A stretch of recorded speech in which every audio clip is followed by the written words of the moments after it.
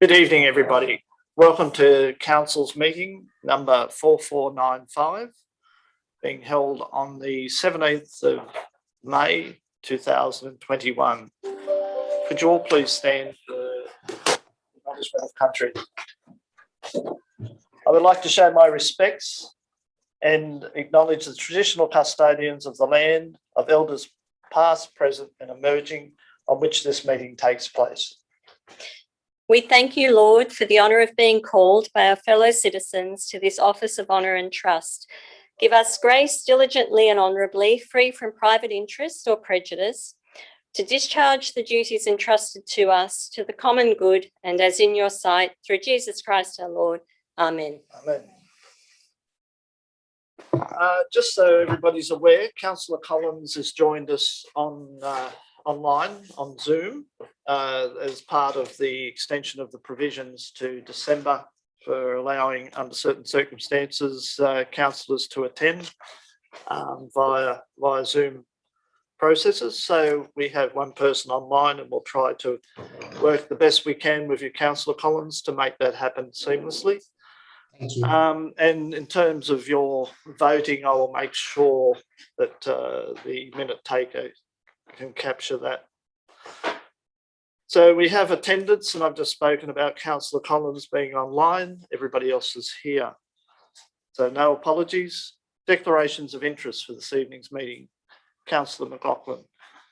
Yes, I just have a non-significant, non-pecuniary interest, item 4.9 and 4.10, and in that some of those. Thank you.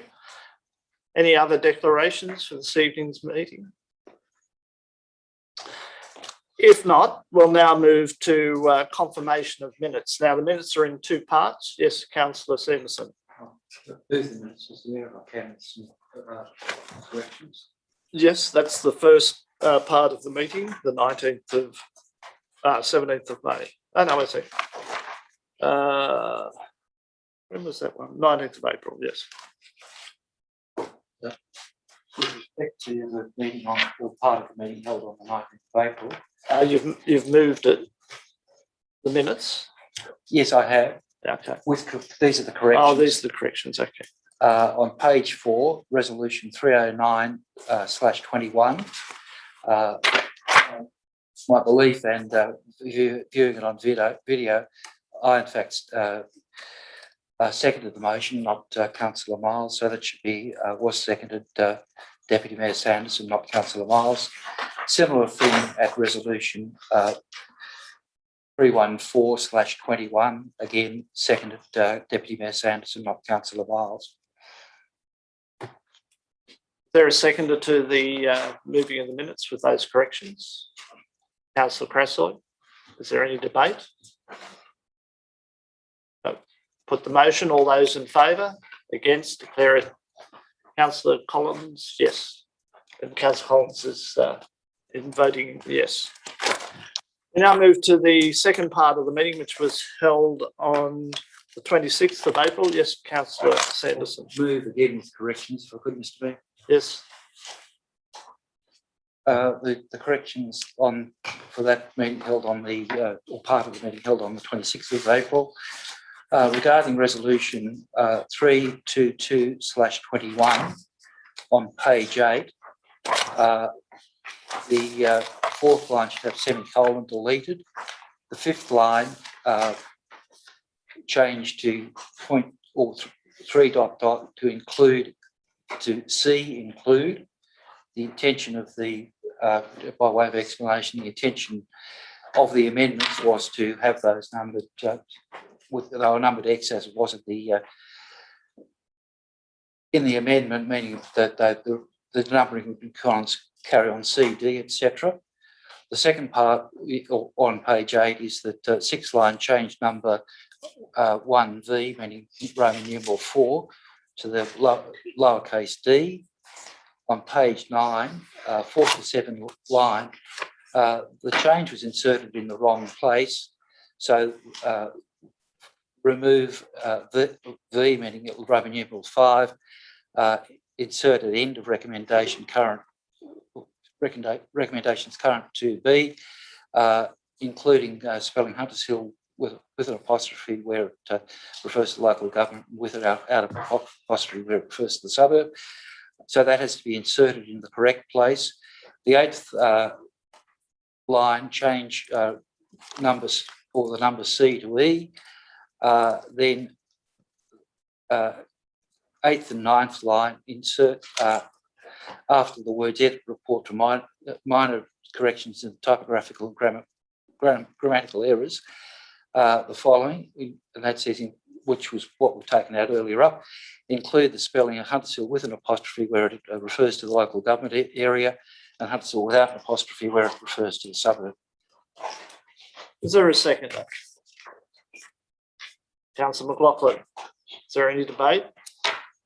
Yes. Mr. Mayor, I'd just like to raise a question about this. There's significant changes to the minutes here, and I'm just curious through you, Mr. Mayor, whether Councillor Sanderson had forwarded these to the General Manager previously, or whether these are just coming tonight, and whether it's possible to do this earlier rather than in the council meeting in future. Thank you, Councillor Cresswell. I spend quite a bit of time checking the minutes, and I'm surprised that we still have issues there, but the minutes do take quite a bit of attention to get the detail correct, and I think Councillor Sanderson, if he's picked up those issues, that helps make, which is our primary documentation, is the minutes of this meeting. I agree with that. And so we've got to have them right, and if there's issues, then the staff and myself try to make it as accurate as possible, but sometimes things slip through, and I thank Councillor Sanderson for bringing those issues to our attention. Yes, Councillor Cresswell. Thanks, Mr. Mayor. I agree with everything you said, but that wasn't actually what I asked. What I asked was, could these things be made available to the General Manager earlier, rather than having to stand up and detail them in a council meeting? Yes, well, Councillor Sanderson, did you provide documentation? Yes, Mr. Mayor, I sent that through this afternoon. I first sent it to yourself just to verify as an APL person. So the General Manager's received them already? Yes, that ran it to something, I believe. Okay. Any further debate? Put the motion, all those in favour? Against? Declare it carried. Councillor Collins has voted in the affirmative. Now we have speakers tonight for item 3.1 and 4.3, I think it is. So do we want to move those forward, or do you just want to do it? Yes, okay. Councillor Sanderson, Councillor McLaughlin have moved to bring item 3.1 and 4.3 forward. Well, 3.1. Yeah, okay, right. 4.3 to follow 4.1. 3.1. Yep. Okay. Any debate? Put the motion. All those in favour, against, declare it carried unanimously. So the first item to be dealt with is 3.1, and that relates to notice of motion Boronia Park. Councillor Cresswell, you've moved that. I have, Mr. Ware, do we have a speaker for it? We have a speaker, yes, and that person is Kathy Inglis. I think that's for the Boronia. No, it's got 3.1 there. It has got 3.1. Did you? Not on my sheet. But so who we got to speak now? Everyone. Okay, but we're dealing with 3.1. So we resolved to move with 3.1. No, we just resolved to go 3.1. Let's just do Okay, 3.1. can We'll get we 3.1 clarify out of the way. this? On my documentation here, I have a speaker for 3.1. Kathy wants to speak to 4.3. Oh, 4.3. Okay, sorry, that's where I was getting confused. So we're dealing with 4.3 first. Want to change the resolution we just made? No, Or do we you want to don't. just get Okay. 3.1 out of the way? 3.1, yes, well, there it is. 3.1, Boronia Park. Councillor Cresswell, you wish to move your motion. Councillor McLaughlin, you wish to second it. Is there debate? Yeah, just fleetingly and just quickly, and I'm sure it's very straightforward. The reason I brought this as a motion, as everyone knows, Boronia Park's been a safety and placemaking priority for council for several years. We've had traffic management plan. We've had a school safety committee. We've actually, when we first formed council, we met with the school and locals to try and come up with some safety strategies. What have we got? We've got a bike plan. We've got a village and placemaking plan for the whole suburb. There's so much going on. And yet, unfortunately, Boronia Park placemaking and safety priorities aren't in the upcoming budget. So in order to ensure that it actually gets in a budget, I thought rather than assume for a third year in a row that it was the priority that I thought it was because of all of these strategies we have in place, I'd like to move a motion that council develop the costing and design and do the appropriate community consultation and place consultation and even pilot a few ideas so that we are shovel ready for the next council to approve it into the 22-23 budget, which as you can see is a typo, which I unfortunately wasn't corrected. We had it for 21-22 on, no, it's not a typo now. It's through you, Mr. Mayor. Yes, Madam General Manager. Sorry, through you, Mr. Mayor. The original notice of motion did have 21-22 in there. We did update it to 22-23 on the website and in the papers. Oh, okay, the link I have still has 21. Maybe I downloaded it too early, so my apologies. So it is 22. In the business paper I have, it's 21-22. So it's 22-23. If we could make that change, it was a typographical correction. Apologies. So that's really the intention behind it. We want to be ready if a grant opportunity comes up sooner. We want to be able to say that we've piloted, that the community want this, that they approve of the design, and we need the people of Boronia Park to know that they're not just something that keeps getting bumped down the priority ladder because we all assume it's happening, but it's not a motion of council to budget for it. But it's as simple as that. Thank you. Any further debate? Some questions. Yes, Councillor Collins. Well, it mentions here traffic calming measures. Are you talking about speed humps on Pittwater Road? What specifically are you referring to? Because I wasn't aware that was the major problem there. So can you maybe elaborate on what you envisaged there? Thank you, Councillor Collins. Councillor Cressoy, can you answer that, please? Thanks, Mr.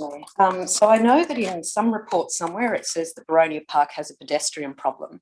I see that we have a traffic problem there, and it's just flipping the language a little bit, and it's looking at designing to calm the traffic. That doesn't mean speed bumps. It means visual cues, possibly advocating for a speed change, and possibly designing the suburbs so that when cars come into that stretch of road, they slow down.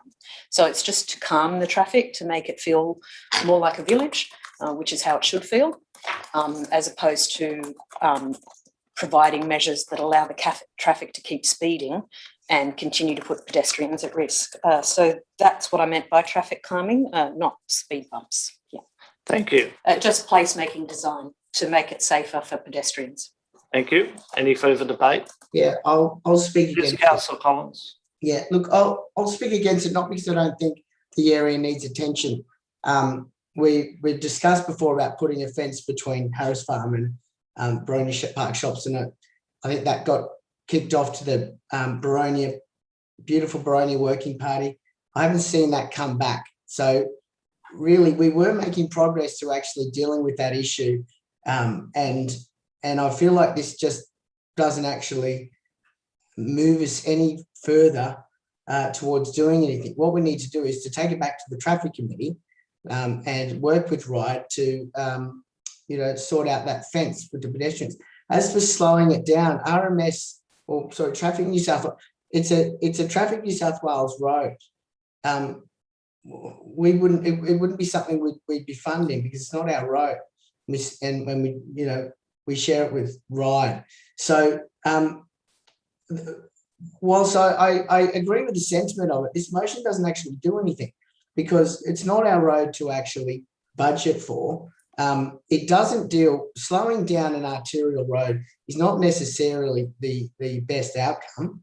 It is about making the pedestrian access safe, and traffic calming measures I don't want more signs up there to slow, you know, we really need to focus on what the issue is, and that's pedestrian safety. So I think this just is a bit of a touchy-feely, doesn't really do anything motion. So I won't support it, but I would support more action on better pedestrian safety for Boronia Park. Thank you. If anybody's wondering why I'm looking down at the floor, there's a screen down there so I can see Councillor Collins. So I'm not being rude with my back to him on the screen. He's actually present here. Councillor Cressoy. Right. Just a question through you, Yes. Mr Mayor. I'm wondering if Councillor Collins would like to add an amendment that the Traffic Committee be included in the consultation. Traffic Committee or Whatever he wants referred to the Traffic Committee. well, that's after we have a solution. Rather, they're not part Yeah, of. I think the question was to me, Mr. Mayor. But the answer is I wouldn't support amending this motion because it doesn't actually do anything. It's already at Traffic Committee.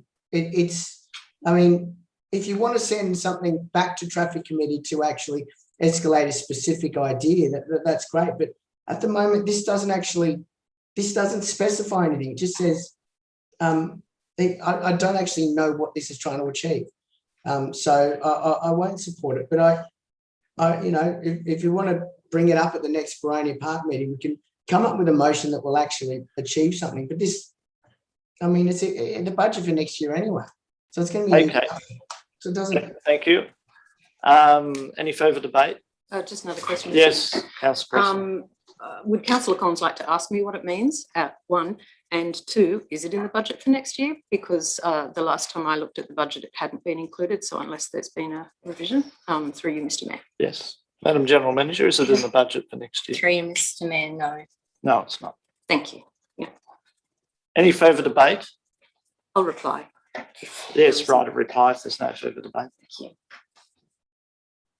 I think that this motion means plenty, because I think that the people of Boronia Park have been promised a lot for 4 years and seen nothing. It's been to the Traffic Committee. We had a more or less a joint motion between us and the City of Ryde to come up with a solution. I understood it had gone to Transport for New South Wales for consideration, and my understanding was the buck keeps getting passed on whose responsibility it is. Until we can come up with a design, and I'm suggesting that we lead on this, until we can come up with a design that can be budgeted and implemented and the community are happy with, we don't really have much more to go back to the Traffic Committee with, who have already not delivered. So we need the next step done, because we've been waiting for 4 years to make, actually we've been waiting a lot longer, but my term on council certainly, and everyone else's, we've been waiting too long. So what is the next step if we don't do something that puts us in a position to be ready and to advocate on behalf of the Boronia Park Village? It would be a shame to see it not get to the next step. It's a shame that all of our assumptions over these years have seen it not get to the next step. But it's not good enough to just keep waiting for traffic to come up with something, because I've not seen it. And here we are without a safer village for the people of Boronia Park, when there's plenty of other placemaking work going on around the suburb and plenty of leapfrogging roadworks going on around the suburb. This is just another step. It means we'll be ready next time, and it means we can advocate more strongly. And I hope the council will endorse it to go to that next step. That now closes debate. I'll put the motion. All those in favour? Against? Declare it carried with Councillor Collins against. That now brings us to the item that we've moved forward, and we have speakers for item 4.3, which is Boronia Park Sports and Community Facility Update. So the speakers we have this evening, we'll start with the top of the list, which is Dr. Sharp. Would you like to come forward, please, and give your presentation? You're allotted 3 minutes and the bell will ring. Thank you. I've been working my way through the document, and not all of the ancillary material. I've got one really major concern. The drawings of the footprint show it to be 100 square metres larger than the number given in the text. The text says it's 449 square metres. I haven't got original drawings, but as best I can do, taking the dimensions on the drawings in the document and scaling those that are not given, I make it out at 555 square metres. That's nearly 25% bigger. Now, that has implications for the space on the ground, but also for the cost of it. I'm also concerned about the thermal design of the building, which has no shading over the glassed north-facing windows of the community room. I'm concerned about inadequate consultation. I'm always complaining about inadequate consultation, I know, but that's because I think we continue not to take the community seriously. So the schedule in tonight's paper for further progress is for a single consultation session with the architect at the end of May. No other form of consultation is proposed, and no time has been allowed to incorporate the results of this consultation before lodging the DA. They're both timed to be at the end of May. Now, this is token consultation. There's no point talking to the community if you're not going to allow time to incorporate their concerns. More generally, I'm concerned about the continuing failure of council to consult the community honestly and respectfully. Why isn't council consulting the community about the community infrastructure plan in its conversion to the property strategy? Why is council proceeding with this project before it's even adopted a property strategy? If anything has an impact on property, it's building a major structure. We shouldn't be going ahead with a major structure until we've shown that there's a need for it, and the business case doesn't show any need for it. It simply lists other similar sorts of halls. And it has to show that the funding is adequate. Now, almost the next stage in this progress is to lodge a DA. I just checked on council's documents for what has to go into a DA. You have to have an estimated cost in the DA. So why isn't the estimated cost given here? We have a budget of 1.5 million. Councillor Sampson, Councillor McLaughlin have moved for extension of time. Thank you. All those in favour? Against? Declare that unanimous. Thank you. Thank you, Dr. Sharp. We have a budget of $1.5 million or roughly $1.5 million for the actual construction.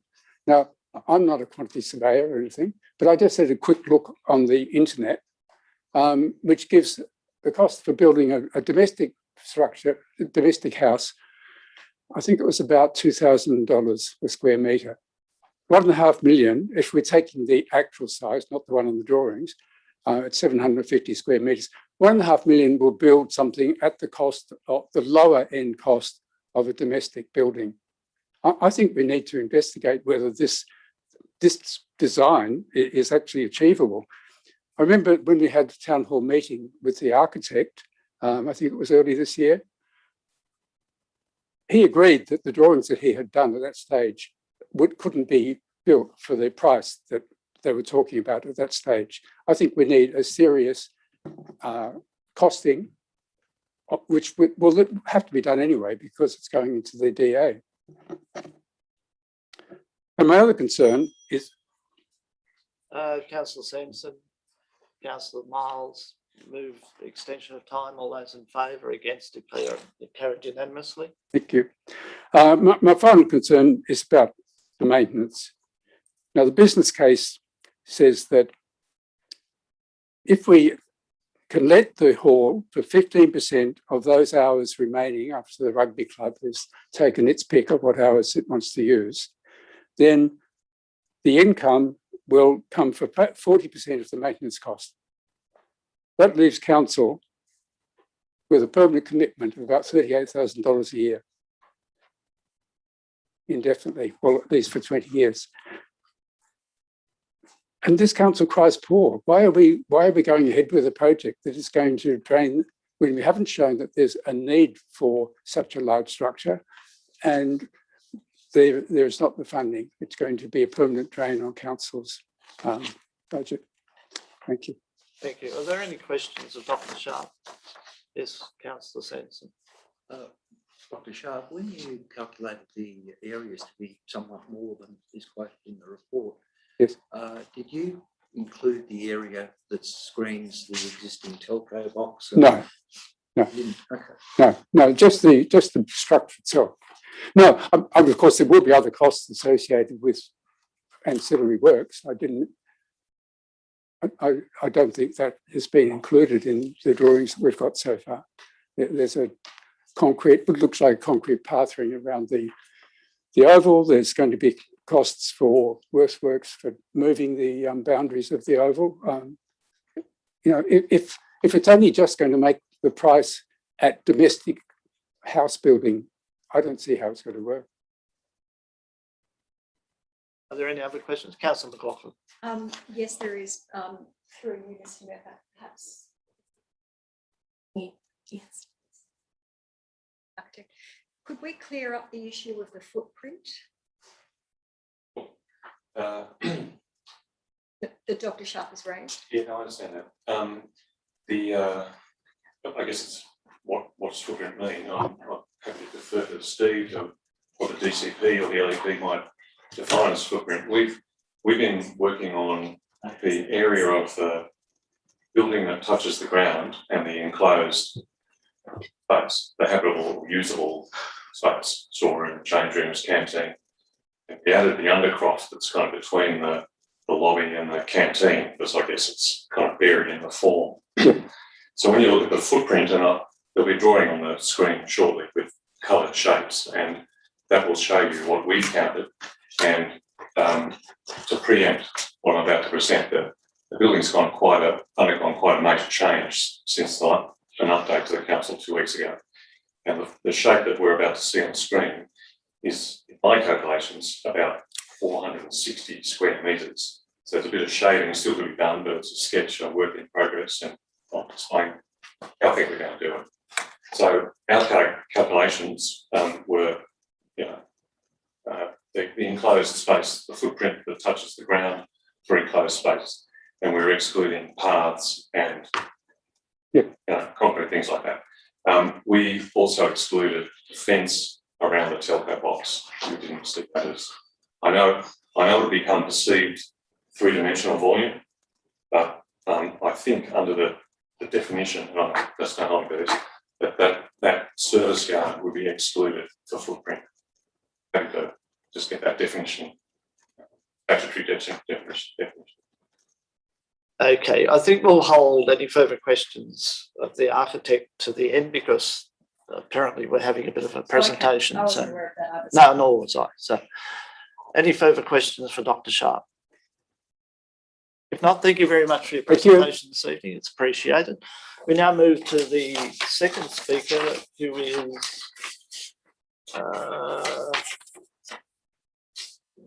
Nicole Sharif. And that's a Zoom, so that's on Zoom. So we'll just wait a moment to get the person up alive. Okay, thank you. Please proceed. Hi everybody, my name is Nicole Safi. I'm the Hunter Hill Rugby Union Football Club's Women's Vice Chair for 2021. I just want to thank you for the opportunity to speak tonight on the Boronia Park Sports and Community Facility. I really appreciate it. I'm here representing the club as a member of the committee, but also, and more importantly, as a player, as a female, and as somebody who is passionate about sport in communities and the importance of sport in the community. Currently at Boronia Park, playing sport as a girl, as a woman, isn't the easiest, despite growing levels of participation in the sport of rugby, which is the fastest growing female sport in the world. The facility does not have adequate amenities, and that's just the truth of it.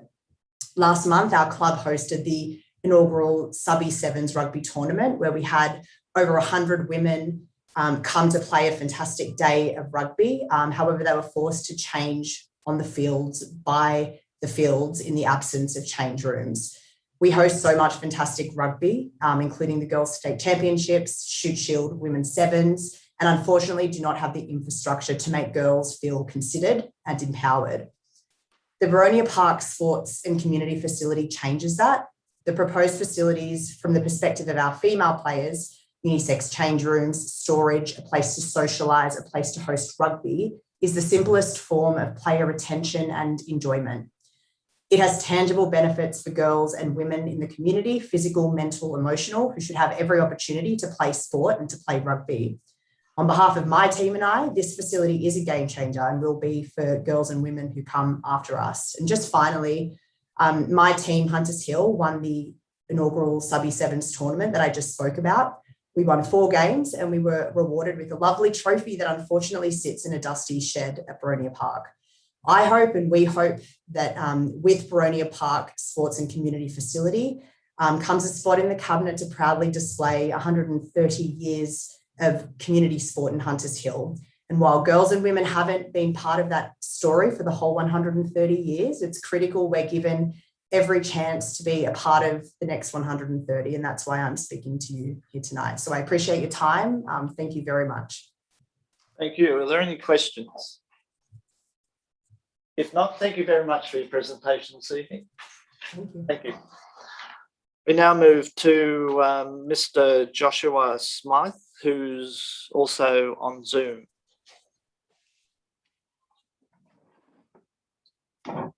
Good evening, everyone. Good evening. 3 minutes, please, sir. Sure. I'm a teacher from Boronia Park Public School. So just to make you aware, I'm the sports coordinator as well. I also represent the Ride PWSA as a softball convener and the treasurer.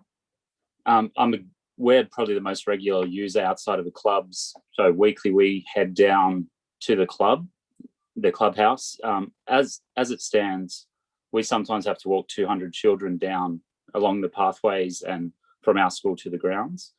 So the biggest concern we have with using the facility is that students are at risk on the road and they do carry gear down that we need to use it. So the number one, the safety would be eliminated and we would be able to keep an eye on all our students far better.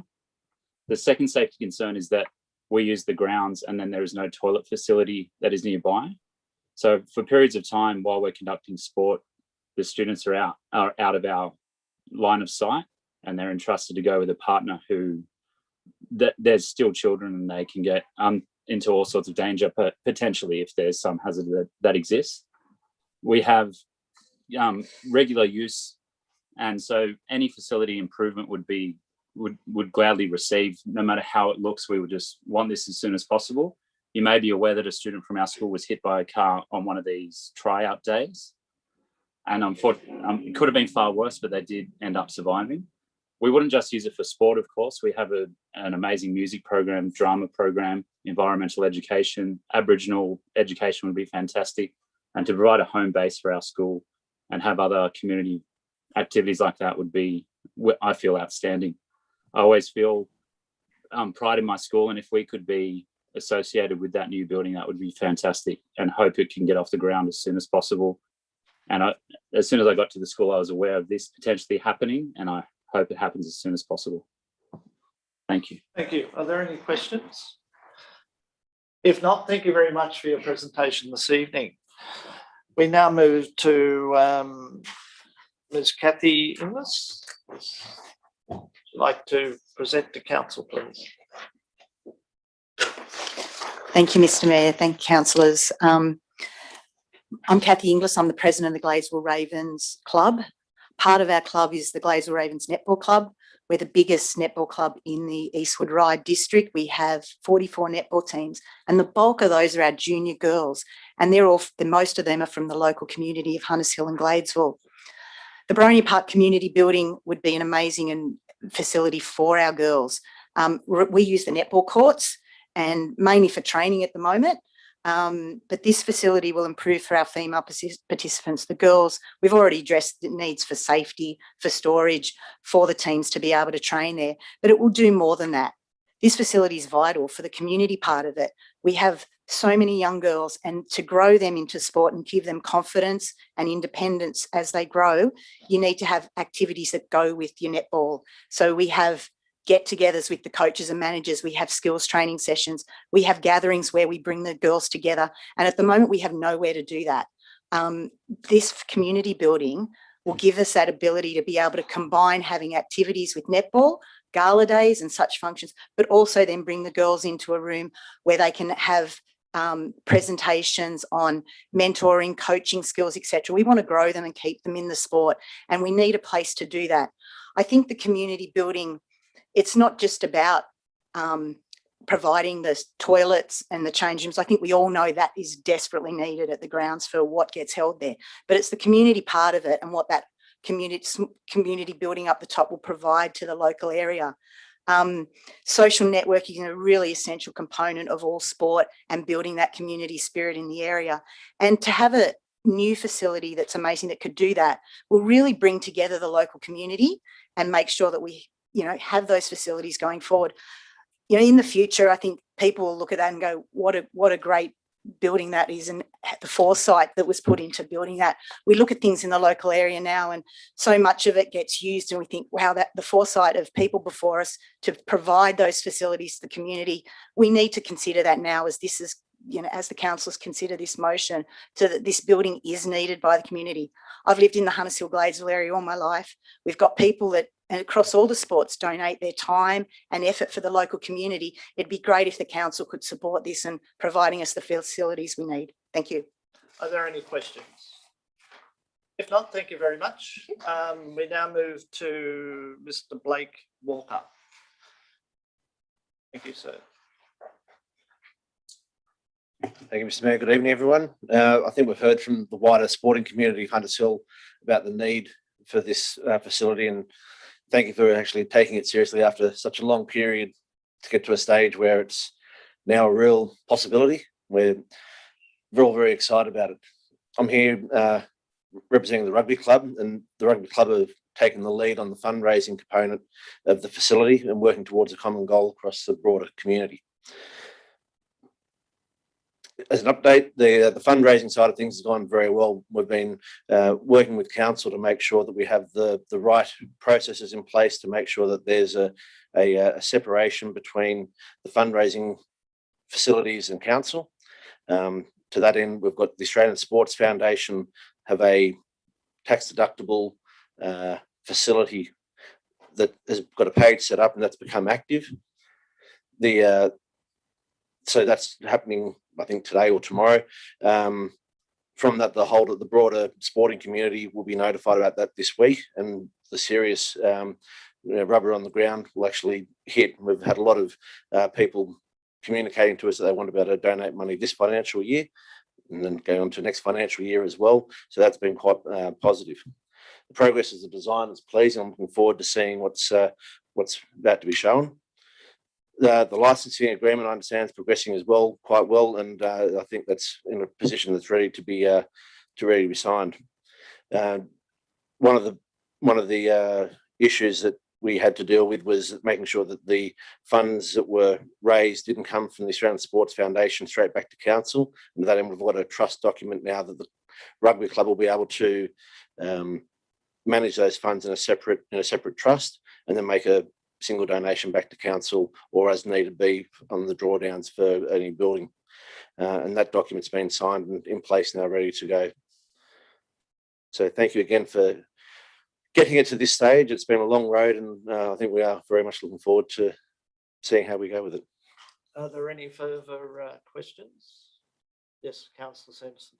Yeah, with respect to your fundraising, you did receive a report about it a while ago. What stage are you at this time in terms of funds you actually have raised?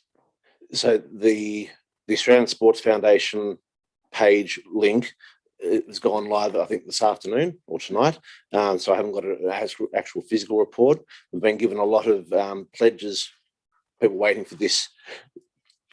I'll go back a step. Australian Sports Foundation provide a tax deductibility donation. So pledges have been waiting for this to be activated so they can make their donations for the tax deductibility rather than giving the money straight to the club. It goes to this Australian Sports Foundation, who then they grant it back to the club for us to spend on the facility. So as of today, I couldn't give you an exact number of where it is. That's obviously outside of the other funds that have been raised previously from the different grants. But pledges that have been, okay, they're pledges, but they've been well in excess of $250,000. And that's without really properly going. That's from the evening we had out here where people have come and sort of said, yeah, that sounds like a great idea. I'd be in there to support that. So we haven't actually really pushed for that as yet. So you have no feel for when you'll reach the 1.5 million? I'm confident that we'll have it in, I'd like to say in 3 months, just but the vibe of what we're getting from the people, from the potential donors, gives me confidence that we'll have a red hot crack at it within 3 months. And that'll allow people to get donations made in this financial year and then rolling into the next financial year as well, which a number of the larger donors have said they'd like to get on both sides of the financial year. Good news. Yes. Are there any further questions? If not, thank you very much for your time. Thank you for your time. We now move to Mr. Ben Woods, and that'll be read by a council officer. Please accept my apologies for being unable to be at the meeting this evening in person. Ryde Hunters Hill Cricket Club is the primary tenant of Boronia Park during the summer season. The club has invested significant capital into improving facilities for cricket over the term of its tenancy, which is almost 20 years. The club incorporates the former Hunters Hill Cricket Club and shares a proud history of that club and its attachment to Hunters Hill and in particular Boronia Park. Importantly, cricket has played a significant role in the development of Boronia Park for over 100 years, and we are keen for cricket to play a similar role for the next 100 years. The club understands that item 4.3 of tonight's council meeting will be considered a proposal to progress the proposed sports and community facility at Boronia Park. It is noted that council's recommendation to councillors is to endorse the scope and design of the project and progress to a lodgement of a development application. In order to support the growth of cricket, along with other sports such as rugby and netball, the requirement for the development for a new community sports facility cannot be understated. There are many reasons to support the new facility. It will provide up-to-date amenity for users that is fit for purpose. It will cater for the growth in female participation in all ages and abilities. It will provide safe, modern facilities that are easily accessible to Boronia 2 and 3. It will provide social space that will continue to grow and engender club and community spirit. Provide an opportunity to show an interpretive display of Indigenous culture and sporting history at Boronia Park. It will provide a meeting place for all aspects of the community, including users and supporter groups of Hunters Hill and Boronia Park. It will provide council with an opportunity to demonstrate an exemplar of sporting and community facilities that incorporates and respects all of the community, past, present, and future, and provide a legacy that will benefit all of the community for decades to come. Our club is proud to have worked closely with council, Hunters Hill Rugby Club, and other key stakeholders, including Gladesville Raven Club and Boronia Park Primary School, to progress this project to fruition. The need for a modern facilities and social space to service and support not only the sports clubs but the broader community cannot be undervalued. On behalf of the club and its members, I'd like to congratulate the council on its proposal to progress the project to the lodgement of a development application and look forward to council supporting the recommendation as provided under the item. That now concludes the formal presentations. I've got here that the architect is going to, is that a presentation? Or is that just general management? Yeah, through Mr. Mayor, our consulting architect is here. We thought it would be helpful for him to address council, to provide an update and also to respond to some of the points that were raised by the speakers. So yes, could you please come forward and yes, please. I don't know if there's going to be an opportunity to put two drawings on the screen. It'd be much easier to talk to them than wave a piece of paper. Is that possible? yes. Well, while they're coming up, since the last update 2 weeks ago, some valuable information has come to hand. The consultants have been finalising their work in preparation for the DA package. And yes, could you please come forward and yes, sorry, please continue. I think was there's someone a bit talking of to me? feedback going on somewhere. It'd be much easier to talk to them. There's a bit of a delay. Could you just wait a moment? Didn't realise that we're in. Well, while they're coming up, since the last update 2 weeks ago, some valuable information has come to hand. The consultants have been finalising their work in preparation for the DA package. And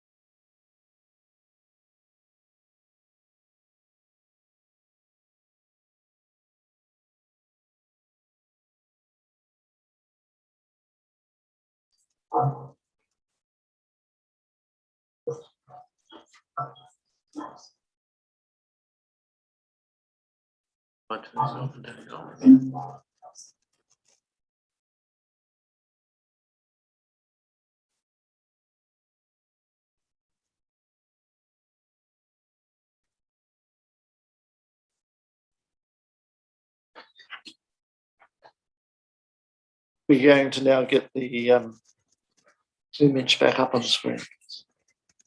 I apologise for that technical glitch. The computers will be computers. They don't obey humans sometimes. Yes, please. okay, so look, since the update 2 weeks ago, the consultants have been preparing their material, clarifying their positions, getting ready for the DA. So I just wanted to touch on a few important things that have enabled us to make some profound changes to the scheme, which we believe are improvements. So just touching on acoustics, firstly, the acoustic report is at hand, the logging, the on-site logging is complete. The comparison with the proposed event schedule that the council has come up with in terms of times and limitations on noise and so on has been overlaid with that noise, the logging, as well as the EPA guidelines. And generally, the acoustic engineer says that there will be almost no, or there will be no problem for the neighbouring residential receivers. There won't be excessive noise experienced by them if we follow that event schedule. They were modelled with doors open, doors closed, different times of day and so on. And he's come up with a schedule of permissible noise levels that each event type can emit at different times of day, and the neighbouring residents will not be affected. So I asked him whether those two wing walls that you might recall from the previous design, the roof was sort of like a folded shape like this. Was he relying on those end wing walls to provide reflection or absorption or something like that? And the answer was no. It was presumed that that was acoustically transparent. So I said, well, what about on the other side? And the answer is no as well. So it turns out that on the eastern side, the Boronia Avenue side, they are more distant and out of line of sight, and in fact better protected than the Park Road. So first thing was the wing walls can be removed. So that's the first thing to remember. The heritage consultant has been pondering this scheme for quite a while. Their findings are in a pretty hefty report, but their conclusions are that the main heritage aspects to this precinct are not necessarily the built form, but the social history, the activities that have been there, the way the ovals and the landform have evolved, and then of course the way the landscape has emerged to respond to the playing fields and those other kind of activities. And so it's really the use and that, you know, man-made sort of landform that they see as being the most significant. So they were saying the building promotes those historic activities, that's community use, sporting use, and it certainly doesn't prevent it. In fact, it encourages it. So from a social use point of view, that was a win. They felt, though, that the building wasn't fully taking advantage of this landscape aspect. It was feeling enclosed and so on. And when we found that these wing walls can be removed and all of a sudden we can view left, north, south and east and west, all of a sudden that was a win for them. We're able to better appreciate this landscape. I keep calling it landscape. It's not original trees, but it's this evolved landscape that's come up through the use pattern. So that was a win. And the fact that we can now remove those wing walls and look east and west permitted us to have a bit of a profound change to the floor plan. Now, all the uses are still the same uses as you have been seeing in previous updates, but they've all been moved around to take advantage of that east-west as well as north-south viewpoints. And the other point the heritage people made was that they wanted a greater level of space for interpretive material.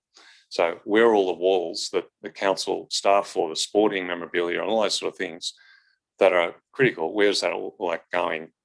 And the scheme was pretty deficient up until now. So this kind of flipping and replanning, which I won't bog you down on, but this all of a sudden opened up a whole lot of display space, walls and things like that in various parts of the building that we can make use of. So that was satisfying the heritage interpretive requirement. There was talk at the last briefing about how many toilets do we have, how many people. Now, under the building code, that specifies how many patrons you can have for the amount of toilets you're providing. And the brief that we've been given is that the biggest ever function, let's set aside noise and so on, but the biggest ever function that can occur upstairs was for 150 people. And so what we've done is the amount of toilets that are there greatly exceed what the building code would specify. And exceed is good because, as we all know, there's always a shortage of toilets when you go to places like this. It would permit an additional 500 spectators as defined by the building code. And the change rooms, each of the green change rooms, which are meant for teams, can have 20 occupants at one time. So clearly a team and coaches and so on, so there are enough facilities to adequately deal with this, peak load. And I'm not saying it's every day, but there's going to be events when there's going to be a peak load. So that was comforting. Another query that came to me before was on traffic numbers, and the traffic report, but again, it's big, but the summary was that in the local precinct, the car park and streets, they reckon there's about 142 car spaces available.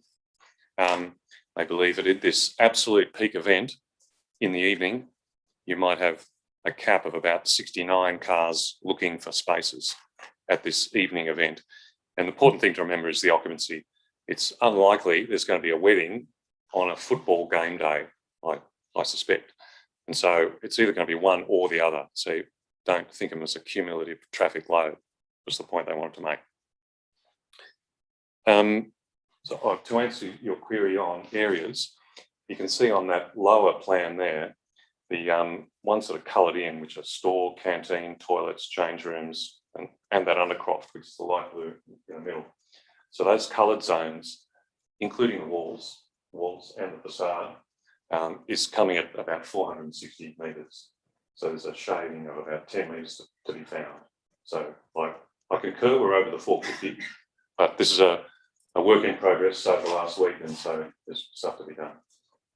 So that's where I'm at. Moving on to sustainability, which was another question we were asked to give you an update on. And to my mind, there's three aspects of sustainability. There's social, economic and environmental. And the social sustainability component does the building deal with the social needs? And as I've just mentioned earlier, in consultation with the heritage people, we see the evolution of the use of the ground needing to be perpetuated, and the building facilitates that. It's got the amenity, it's got the ability to have changeability, it can be adjusted. The structure internally will be lightweight stud walls. So if all of a sudden there's a profound change to the need, it can be relatively conveniently reconfigured inside. Primary structure is slabs and columns, but internally that's quite flexible and can be conveniently adjusted. So we think the building can be arguably considered sustainable on a social and community ground. As we know, it necessitates the removal of a couple of trees, but it preserves a lot of others, and we're adding more trees in of the same species to compensate. So again, on that social community sustainability question, we think it kind of, is there. The plan of management has objectives for social sustainability, and I don't think we're tripping up any of those items. So I sort of felt comfortable that social sustainability was managed. Economic sustainability is the next point. And really we have to think of the kind of whole of life of the building. What do we think the expected life of the building is? 50, 60, something like that years. So we're looking for materials that are going to be robust, not need to be changed or replaced. I'm really talking about the facade, things like that. So we need glazing, solid elements around the base, and concrete and other things like that. So I'll just talk through those. So it's the ongoing, the ongoing cost of this. There's a capital cost and a replacement. How does that building element stay functional for that full duration of the building's life cycle? So maintenance and so on. We looked at options for a no excavation model, where you might remember we talked about what's underground, and the geotech report has revealed that it's not dirty, contaminated soil, it's relatively natural product. So the idea of spending an enormous amount of resource and money to keep the building out of the ground we thought was not necessary in this stage. So using conventional concrete piles, which are going to be relatively short, about this long, really, that's how far the rock is. That seemed like a logical, sensible, robust solution. We're going to specify a low cement, high fly ash concrete product. So again, the carbon footprint's relatively low for that kind of model. I mentioned earlier that the internal partitions would be stud framed and sheeted. That gives the ability to chop and change and insulate and do a whole lot of flexible things relatively conveniently. I have to say, our practice has started to put in its specifications, in its tender specifications, a standard clause about builders going to recycling merchants. If there's a steel beam that's needed in the building, the builder's required to go and see if there's some dismantled thing that they can just use as a priority. Obviously, it's got to be true and not rusty and so on. And if it's fit for purpose, that's what they have to get before they order a new one. And that goes across the board for most materials in obviously toilets and taps have to be new, but for primary building fabric, that's a standard thing. So again, there's an emphasis on recycling. We explored the concepts of prefabrication. Our quantity surveyor was saying there's really no cost or waste. Usually prefabrication you go to eliminate waste, make the building quicker and cheaper. And for a building of this scale and this type, that there didn't seem to be any benefit in their view. So it's going to be constructed in situ and put up. There may be some offsite prefabricated elements, but generally the building will be built in situ. So in terms of its kind of, some more members then, more issues. We looked at structural timber, glue lam, CLT, these kind of other alternatives. We were advised that there's an extreme project risk associated with that approach. At the moment with COVID, there's nothing around here. New South Wales government is sucking up all the supply, which is coming from Canada or Russia or Europe. And the schools are taking it because they've got a program to use it everywhere. So if we wanted it on a project like this, we'd be paying an enormous cost premium and there'd be a severe supply risk, and that'd be exposing everyone to a prolongation cost. So we're sort of obviously erring away from that. The facade materials I've been talking about to date were block, and we're looking for a decorative block, whether it's honed or polished. And then the debate is, well, is it bricks or is it blocks or is it some lightweight sheet? What is draining the least amount of environmental resource? Is a big question. The advice we've received is that if you want to compare brick to block as a masonry unit, the block wins easily. While there's a carbon price to be paid for the formulation of the block itself, being cement and other aggregate, the energy cost in firing the bricks and doing other things is like this. So the view is the block is the better solution. And then compared to, say, a lightweight sheet solution or mesh or weatherboard or something, I mean, there's the risk of damage, and those sheets really don't have the long lifespan. So they'll need to be replaced 2 or 3 times compared to the life of a block. So again, you're doubling or tripling the carbon requirement for the sheet product versus a block. So at the moment, we're thinking block is the most resource minimal consumptive product for that lower part of the facade. We're going to stick with the metal roof. Our energy people are saying, well, you've picked a dark one, can we have a lighter one? And well, then the heritage people say, we really like that dark one because it's kind of blending with the landscape and it's a recessive colour and it's doing things. So our energy people are saying, well, we can compensate with more insulation, but I think, there's a pendulum swinging there and we just really haven't decided which is the right one. Trees are being, we have to lose 3 trees, and obviously we're going to specify them to be mulched and reused on the site and not wasted. So then in terms of services, we've got, I won't read them. There's maybe 25 or 30 initiatives that were proposed. And I can say generally that we're looking for proven industry standard technologies. So there'll be LED lights, high efficiency globes, taps with water efficiency and so on. So we're going to stuff that's regularly specified, off the shelf stuff, and that's obvious. There'll be a slight cost premium for those products, but the energy saving or the water use saving is significant. So that's certainly worth spending, and that's what we'll be recommending that spend, and that's obvious. The selection of concrete as the primary framing material. There's obviously the thermal mass and the heat storage it has. Mechanically, we're introducing glass louvers and things for as much natural ventilation as we can. In terms of orientation and roof overhangs, I think there was a question coming up about shading. The north-facing windows are shaded, they're overhung, and the lower story is self-shaded by the cantilever or the overhanging community room. The level of the amount of overhang in this roof ridge, we'll be doing some accurate testing, but it's at the moment about 1,200-1,300 of overhang facing the summer,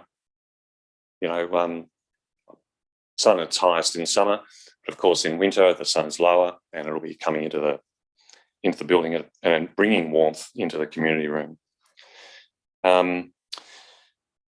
We explored all sorts of things about energy generation through solar fans, mini wind turbines, solar panels, and the hot water unit being gas, solar boosted gas is the preference. That seems to be most useful for this occupancy. And again, I'll stress that idea of the occupancy. Remember, the building's going to be closed a lot of the time and then intensively used on a day. So there'll be a lot of people coming in using a lot of water and a lot of energy while they're playing these games, and there's turnover of teams.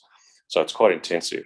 So how do you deal with those troughs?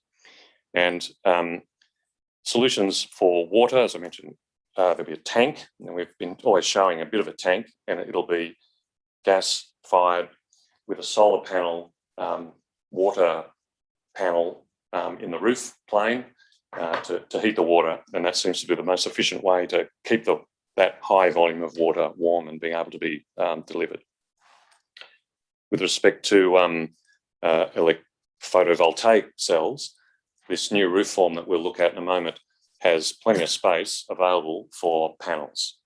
And the analysis from the electrical engineers was, well, look, you've got to plug the building into the grid. You just cannot avoid that. There's safety features that have always got to be on the mains and so on. So there'll be a switchboard.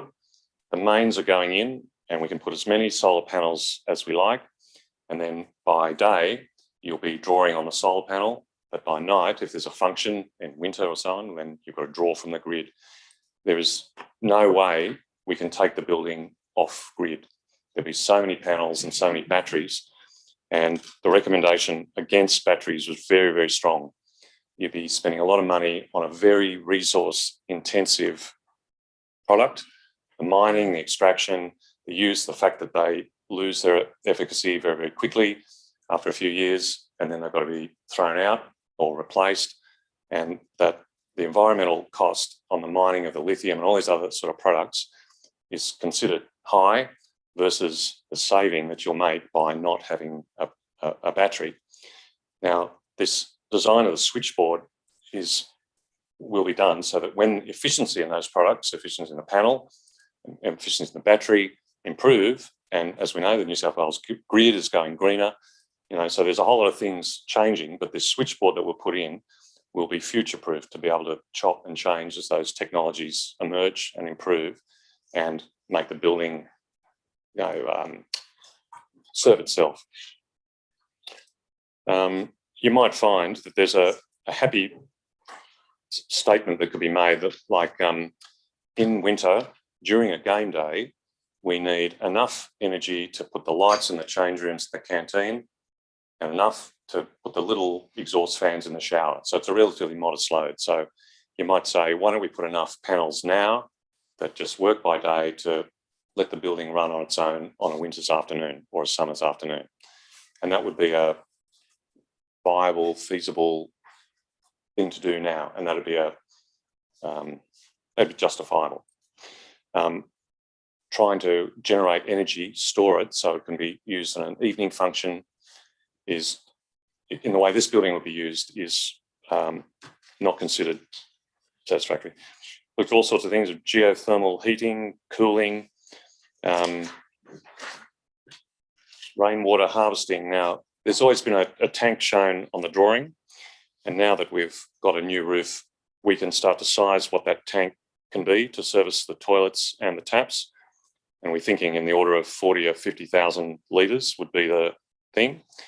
And any surplus can either go, can go into the sprinkler tank. We'll just get onto this. I'll just make a couple of points about that. Right. So, look, I'll just get straight to the drawings then. In this image that's on the screen now, what we'd like to talk about is the opportunity that this simplifying the roof gives us.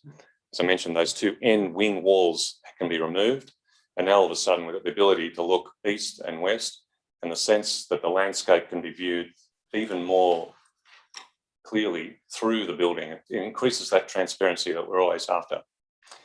The single kind of plane makes it quite easy to size to get the appropriate shading on the north side. There's balconies on the east and west, and they are shaded. So again, all the glass, because the community room's in the middle, and it can be effectively shaded. If we just skip back one image, one page, if that's easy, we'll see that on the top floor, the toilet and the storerooms and so on have all been kind of collected, and there's going to be a whole lot more wall open for display. It's okay, I just have to take my word for that. Yes, all right, so in the middle of that top image, you can see the blue, the red, the yellow.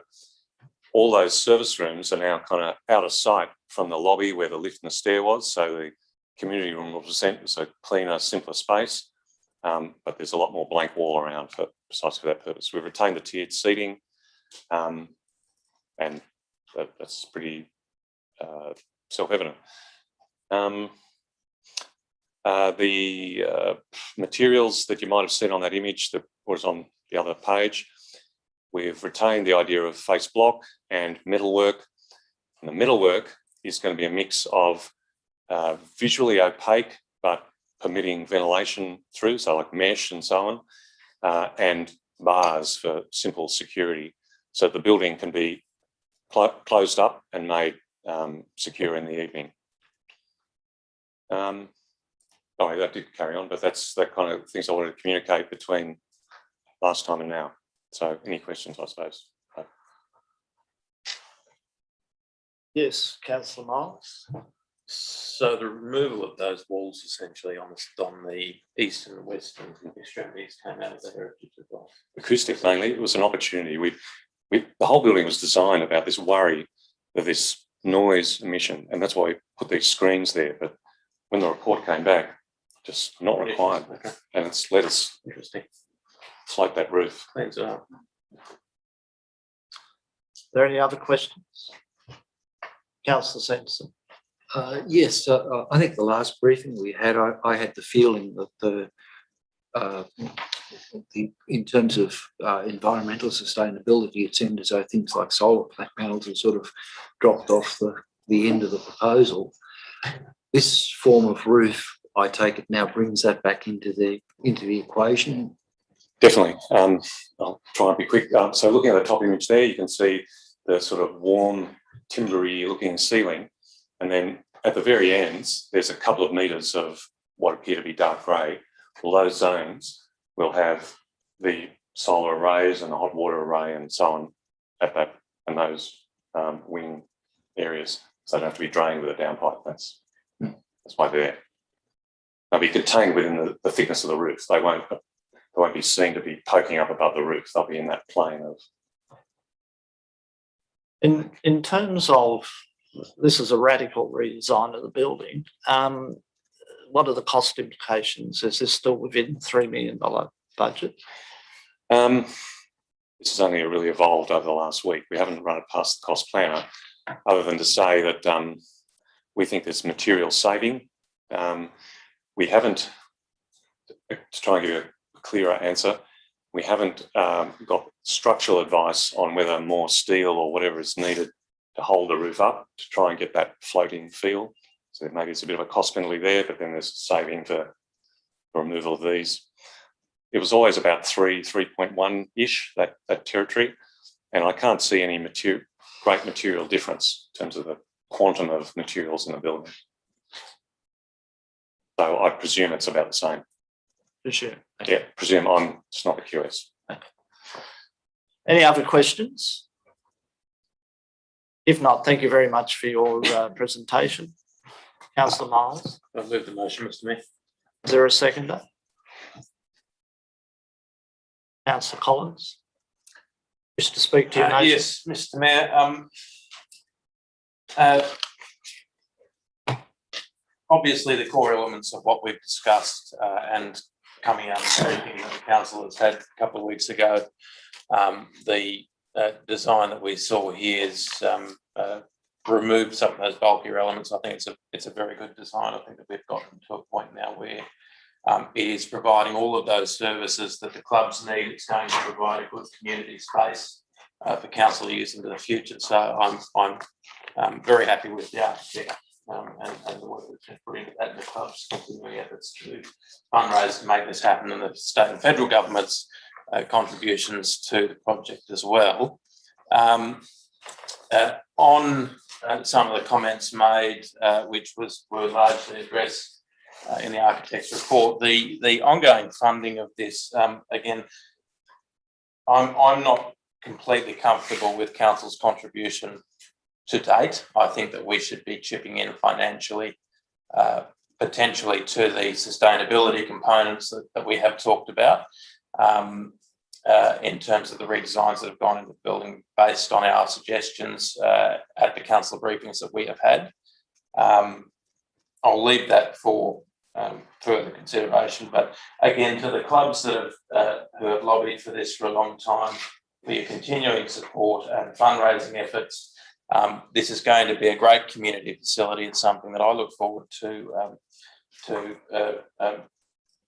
helping to deliver. This set of recommendations essentially allows us to do that. We will able to have another consultation with the community, along with the architect, to explain all the minutiae, and hopefully we can get a bit more detail in what's going out to residents. But substantially, the components of the building have not changed. The needs of the clubs that have been articulated throughout this process have not changed from essentially when we started to now. So I think that we've come a long way. I think it's a good design. It has been shaped in councillor briefings. It has been shaped by community and club feedback. And I think we've gotten it to a point where, based on our agreed timelines as a council, we should put it out there to the community, along with that set of public hearing, to explain the design so that people do have the chance to respond to it. I note that there will potentially be some amendments put forward, but I might leave my comments on that until they are put forward. But I do note that some of those amendments are statutory processes that will happen in the course of any DA that is submitted to council. So I'll leave it for now. Is there any further? Yes, Councillor Sanderson. Yes, Mr. Mayor, I would like to move some amendments if I could. You certainly may, if you get to your feet. It's,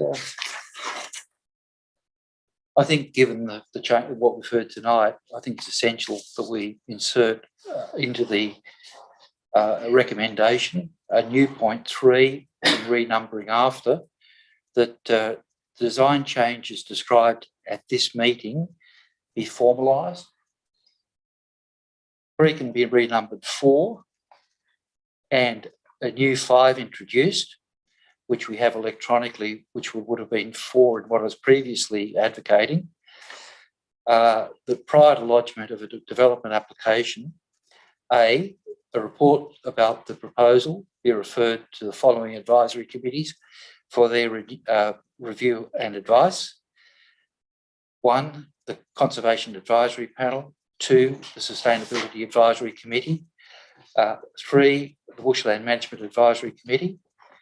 Then B, a report including details of any design modifications in response to feedback and advice from council advisory committees, the community and other stakeholders be brought back to council.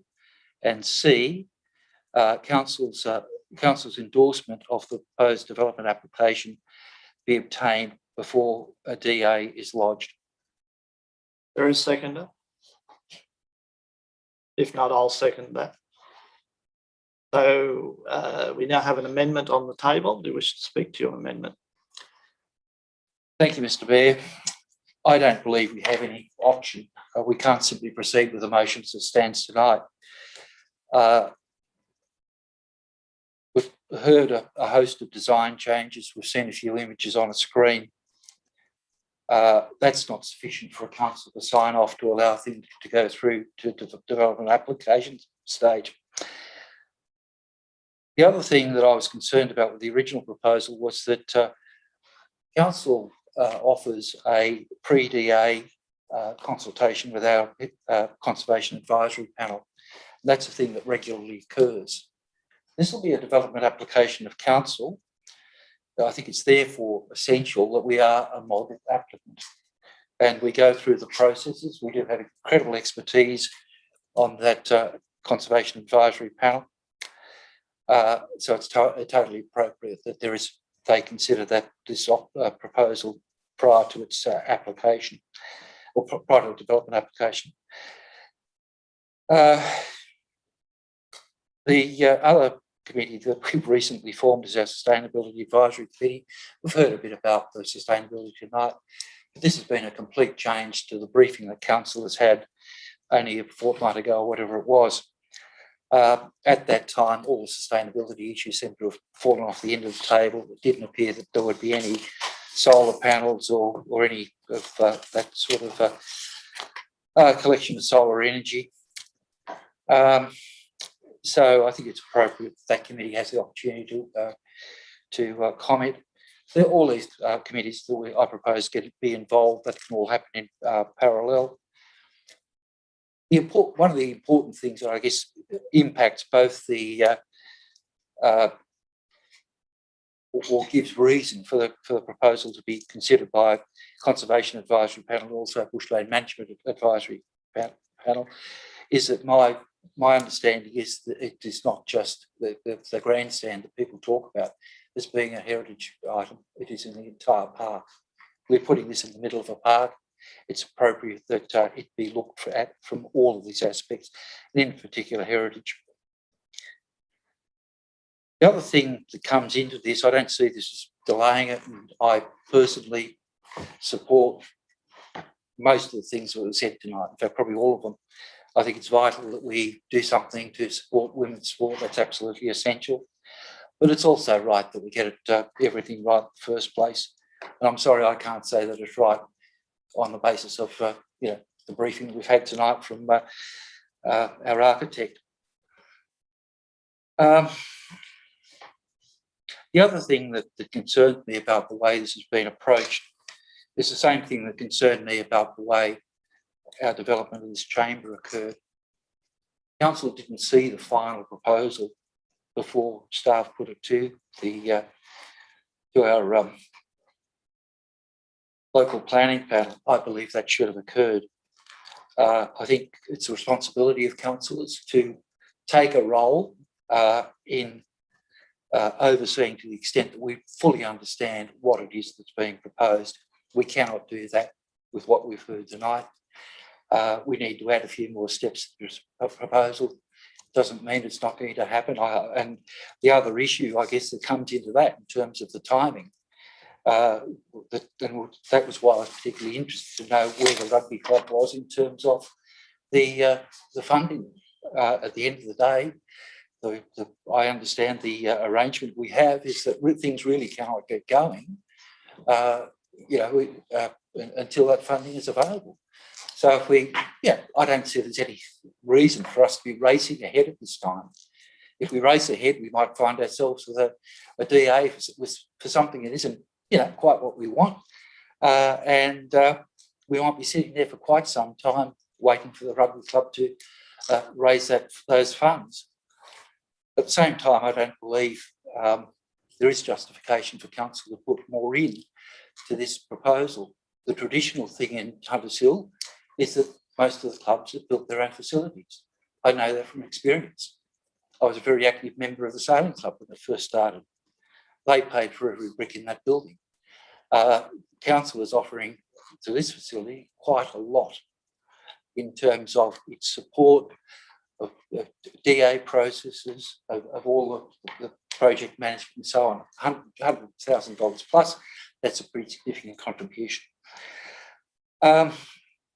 Look, I will leave that my reasons for those amendments at this point in time. And thank you, Councillor Stevenson. Is there any debate? Yes, Councillor McLaughlin. I'm not speaking against it. I just have a few questions. Certainly. For you, Mr. Mayor. I think initially it's to the General Manager, and that is, what is the length of the notification period for this DA? Madam General Manager. Through Mr. Mayor, before I respond to that, I'd just like to make a comment in relation to Dr. Sharp's comment about the community consultation. And we, through the plan of management process, undertook significant consultation on the facility, on the location, the size, the uses. And that started back in May 19. And since that time, we've had a number of drop-in sessions, kiosk sessions, and public exhibitions. We've held, in working up this design, held a number of sessions as well with the community on site. So the most recent was on the Saturday, the 26th of March. And in response to that, there were changes with the toilet arrangements. In terms of the notification, what's put in this council report is that we would have an on-site consultation with the community to talk through the design, so that when it does go out on formal notification period, people are in a position to make informed decisions. Often plans aren't easy for people to understand, and what we're looking at is inviting the architect on site to meet with residents. The councillors have requested that the footprint of the building be marked out as part of that. It was a request of the mayor, so that's also the intention. In terms of notification, I might ask the director to add to that. It's a notification in like 30 days, and that follows a numerous variety of processes, in the paper, also notes, signage on site.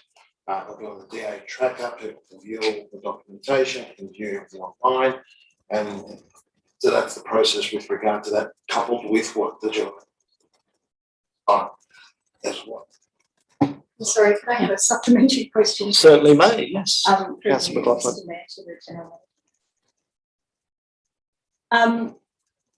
If we have a 30-day notification period, could we have, as Councillor Sanderson is suggesting, have this development application referred to the Conservation Advisory Panel and Sustainability Advisory Committee?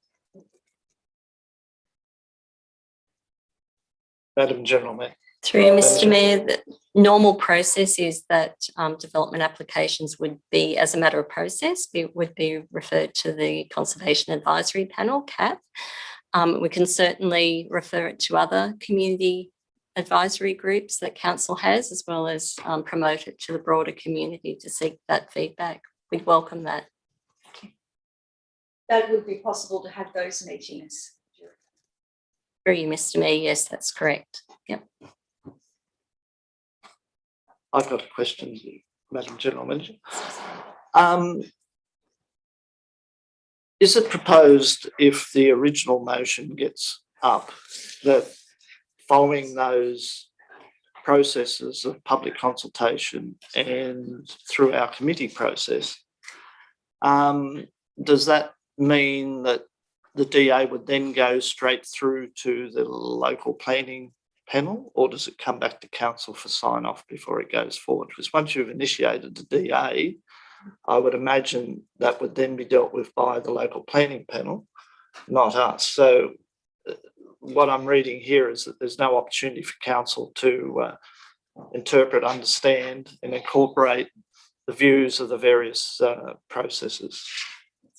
Through you, Mr. Mayor, answer the first half and then I'll ask the director to answer the second half. Council is the applicant for this development application. So as any applicant, we would take the feedback through the public exhibition period and take that into account. And so therefore I would expect that once we have that exhibition period closes and we have that feedback, that it would come back to a council briefing in the first instance, as we are the applicant, take on board that feedback. And if there are amendments that we wish to make as the applicant to our plan in response to that feedback, there's that opportunity. I'll ask the director to add to that. Thank you, through you, Mayor. That's one opportunity. Another opportunity is basically through the actual process. We talked about the on-site process with the consultation. The councillors in the past have also lodged submissions to the panel, the LPP panel, and the actual panel was the intent of the panel is basically to ensure that when council lodges an application for themselves, it's to be at arm's length. And the whole process of the LPP is for the council to be at arm's length. And that's the ideal, that's the ideal process for this particular application. So I take on board the issues and comments raised by Councillor Sanderson, but the LPP panel is for this particular issue. Adding to that is basically there's a myriad of opportunities for the councillors to make comment, amend and alter the plan, but we have to ensure that we go through the LPP panel process to be at arm's length. Sorry, Mr. Mayor, can I just add, I wasn't clear either, that the assessment is undertaken by an independent assessing officer. Because it is our application, we have an independent planner that will assess the application. Thank you. We've had a mover of an amendment who's spoken to that amendment. We've had some questions. Councillor Miles, do you wish to speak? I'll speak against the amendment, Mr. Mayor.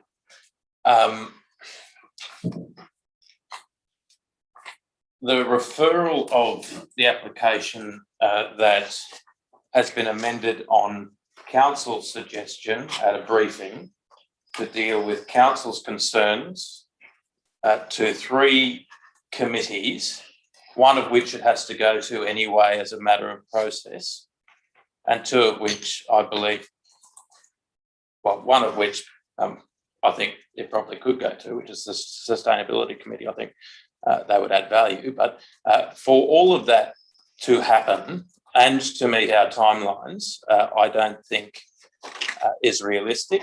I think, as we've heard the General Manager and the officer tell us, we're going to have to take on board the feedback that the community provides, and it can be through the committees as well, in the final submission of our application to the local planning panel. Conservation Advisory Panel has to look at this application anyway, so that's irrelevant. And then to require that feedback as a component of the DA submission process, even though we all know that it will come back to this council either in a formal council meeting or at a council briefing, I don't think the General Manager or the staff had any intention of putting this to the local planning panel without the council being briefed on it, as we have been at every stage of the process. It wouldn't make any sense for us not to be briefed about it as it goes to the local planning panel. So this will stymie the process. It will mean that we do not meet our own deadlines in terms of delivering this project. It is going to make it difficult, I would imagine, if we're having to consult with several different committees as well to hold a public meeting on site, pre or post their feedback. I just think that we are complicating something that is that doesn't need complicating. It goes to CAP anyway. Those 2 committees certainly can have a look at it, but it shouldn't be based on, a DA shouldn't be based on the feedback of those committees. I think that council will be given every opportunity as an elected body to take on the feedback of the community through the consultation sessions, through our committees, and will be consulted as we have always been prior to the lodgement of our final DA to the local planning panel. Again, I reiterate, the changes that were made by the architects to the design were based on the feedback that the council had provided to them at the last information session, at our last briefing. They have responded specifically to issues raised by councillors about there needing to be more sustainability options in the building. They have done their job. To suggest that that is now a reason to delay the process, I don't think is correct, because they have responded in essence to what we have asked them to respond to. Let's follow the process as set out by the staff that need to deliver this project and are working to a timeline. We've heard tonight that they have the capacity to not only brief the community, but also include those committees, one of which needs to be included statutorily anyway, and take on board the feedback from the community and those committees as a matter of course, which I think we are all intending to do. So I don't see the point in complicating what is a fairly simple resolution put up by the staff to make sure that this process continues in a timely and ordered fashion. Thank you. Can I ask a question of the General Manager, please? On page 20, we have and Councillor Miles referred to it, a timeline, and there's a table at the top of that timeline. Considering our statutory obligations and the intent of council to have meaningful consultation, what is proposed here, and I'm asking whether this is achievable, is that within a week we will have conducted that meaningful consultation with the community, and at the same time we'll lodge a development application. So I'm just wondering, is there time to incorporate the community's views? The second point is then we commence the recategorisation process in early June. In early June, we release a tender document. We call for tender, and we haven't even finalised the project through the DA process, and we're asking people to tender. And we don't have any funds at the time of tendering.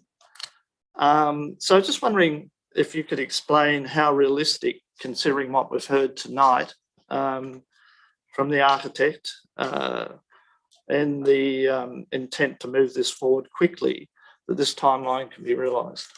Yep, through you, Mr. Mayor, and I'll ask the Director to talk about the tender side of it. But as noted in the report, the first consultation is to enable community members to speak with the architect to enable informed submissions. So it's the opportunity for the community to actually look at the plans, have that conversation with the architect, so that when it is formally notified, people are able to make informed comment on that. In terms of the timeframe with the tender, and I think the concern about funds, we've heard tonight from the rugby club that they have now set up a facility on the Australian Sports Foundation that, as again the clubs actually have said, the intention of that is to encourage people to contribute. It's a publicly available website, so people can actually see what's being donated, who's donating, and through that facility, a number of institutions have had great success in raising funds, and I think there's a lot of energy going into that. Before I ask the Director to talk about the timing with the DA and the tender, it's not until we go to tender and we receive submissions that we will actually know the cost of the facility. So the architect through the project has engaged a QS, and that's prudent and that's appropriate, and all the way through has been testing with the QS, and you would have heard the architect this evening talk about that. But until we go to market and until we understand the tender, we won't know the final cost. And that's all I wish to say on that. I'll ask the Director to just talk about the timing with the DA and the tender package and the approach. Thank you, through you, Mr. Mayor. The tender, we are able to, it's a tight timeline, but we are in the process of already preparing some of those tender documentations and contracts so that they will be ready to go. We obviously don't have the design and the specification to go with it at this stage. So that's what will need to be turned around, and our consulting architects are working on that package. Moving forward, once we get through the process of getting the tenders out there, reviewing it, if there's a change that comes up, a dramatic change that comes up through the consultation, we can make amendments or addendums to that tender. And then if we get to the end of the tender and we've then selected a preferred tenderer, we are able to then look to negotiate if there's anything changes after that as well with that tenderer. So yes, we can meet the timeline. It's tight, no question, but it's something we can do. So in terms of the timeline, Madam General Manager, we've got 1 week left in this month, so we're going to notify the residents and have them all available in a week to do this process. Through Mr. Mayor, we've marked the end of May as the timeline. Because of the extensive consultation we've done since 2019, we have a email database with over 300-400 people on it. So we're able to get that communication out very, very quickly and give people notice. We'd be looking at giving 2 weeks, a week and a half to 2 weeks notice. Right, so that would be held in June, not in May. Yes. Okay. Any further debate? Yes, Councillor Cresswell. Just a quick question, something Councillor Miles said, so it was a little while ago, sorry, I've just been waiting. I've scrolled back too far, no I haven't. In the recommendation, there are some steps, in the original recommendation, there's some steps. Step 3 is that the community consultation be undertaken late May, ahead of lodgement, etc., etc. And the next step, step 4, is that a further report be provided to council following the assessment of the development application and consideration by the planning panel.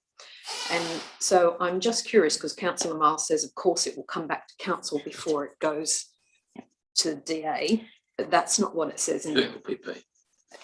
That's not what it says in the recommendation. So I'm just wanting to clarify through you, Mr. Mayor, is that the case? And if that's the case, perhaps that recommendation is not worded correctly. Madam General Manager. 3. I think I know what they mean. Yeah, 3, Mr. Mayor, we would bring it back to a briefing. However, if council was of a mind to add a point, change point 4 to point 5 and add a point 4, that feedback is brought back to a councillor briefing to formalise it in the recommendation. Council could do that. Okay, we have an amendment before us, so we need to deal with that before we get to the substantive vote. Yes, Councillor Miles. Question for you, Mr. Mayor. I'm sorry, I note Councillor Collins has got his hand up, so you can be next. Sorry. Oh, okay. Just on that point 4, that a further report be provided to council following assessment of the development application for the consideration of the local planning panel. That is presumably to the General Manager or the officer, through you, Mr. Mayor, presumably for us to take into consideration whether or not we make any of those changes as a part of the consultation period that will where we will receive all those submissions. Then we come back essentially as a council and decide whether or not we amend the development application prior to it going to the panel itself. Madam General Manager. 3, Mr. Mayor. Yeah, 3. Changing and to before. Yes, Madam General Manager. 3, Mr. Mayor, to the Director. Could you clarify the process for the council, please? Sorry, Mr. Mayor. So the process is that we would, obviously, once we do that consultation, as General Manager has mentioned, we can bring that feedback back to council before we then submit. Can or will? Well, if council desires that. I note Councillor Collins has had his hand up, and I do apologise because you're only a very small little window on the screen. So, Councillor Collins. Can we make the window a bit bigger? It would help, but anyway. Okay. Do you wish to make a comment, Councillor Collins? We've lost you. No. Getting to is bigger.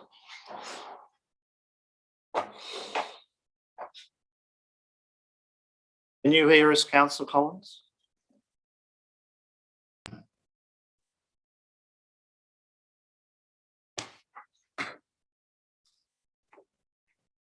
Apologies for that, Councillor Collins. Somehow we lost you in the process. So thank you.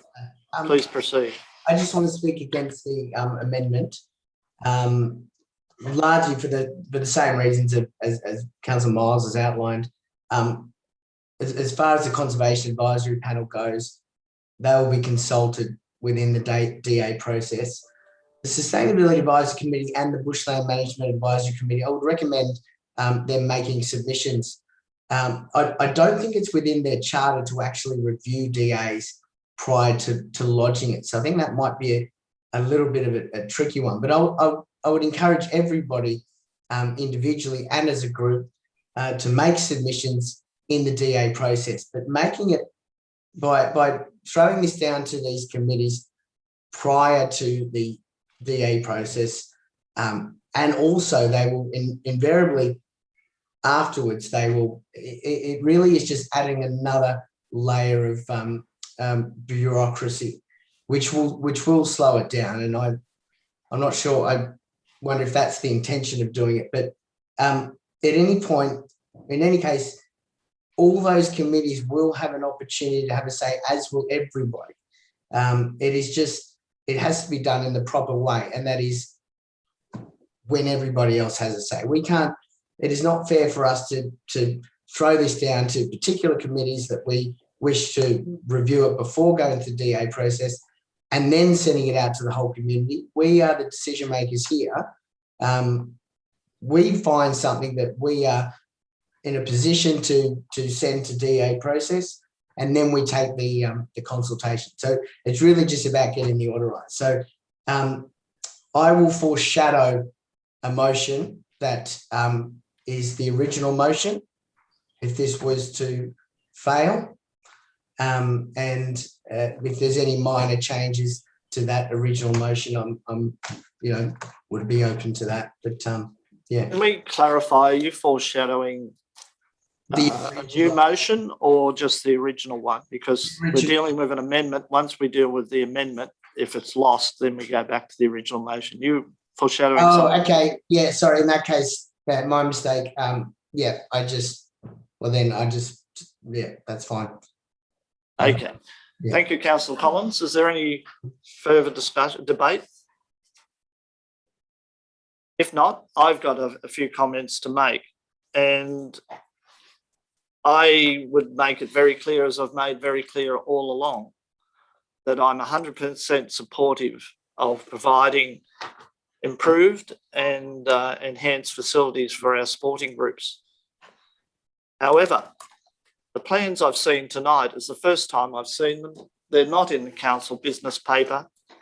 And the ones in the council business paper are totally different. And I can't understand how the council can deal with a complex issue like this when it has not had the chance to even look at the designs and plans before they're being put up on the screen.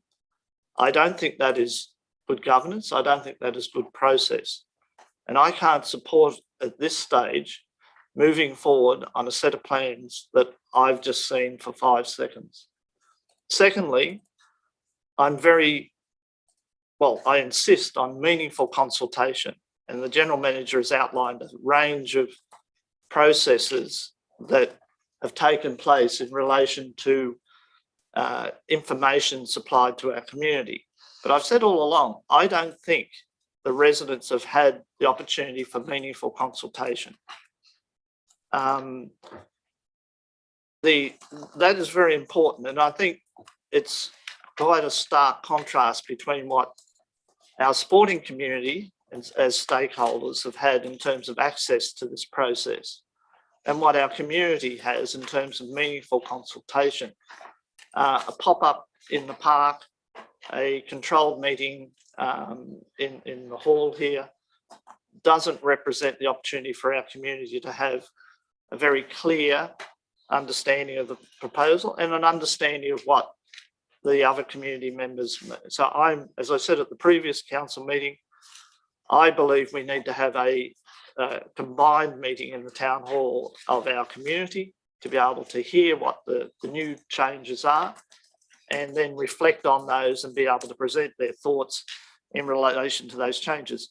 And I think from what the changes in the designs and whatever I can see, if I have time to analyse them, I could probably find that a lot of the questions, I've got pages of questions here or issues that I want addressed in the process that people have passed on to me, that maybe we have come a long way to addressing those. But to be put in the position in a council meeting to make a decision on what are radically different plans without the opportunity to have a meaningful dialogue with our community, it's clear that, and as I say, I support 100% the improved facilities for our community, but to drop it in on a council meeting like this, I find it not a good process. Secondly, as I mentioned before, the timeline that's in this report, I think is unreasonable and unachievable, and to get an outcome that people can understand and embrace, having a week to get people organised at a meeting, I think is not possible. And I do endorse 100% that we need to make use of our collective wisdom that comes through our advisory committees to inform us in this process before we go to the lengthy process of a DA, which is then put through a formal process. So I support the amendments because I just don't think it is proper for this council to consider these plans at such short notice. And the timeline at the moment doesn't facilitate meaningful consultation. Any further debate? Right of reply. Thank you, Mr. Mayor. I wonder whether before I speak, the amendment, as I read out, can be put on the screen, because what I read out is slightly different, given the changed circumstances of the briefing received from the architect.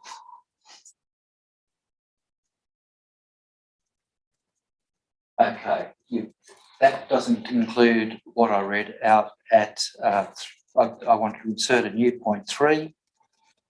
That is design changes described at this meeting, formalised.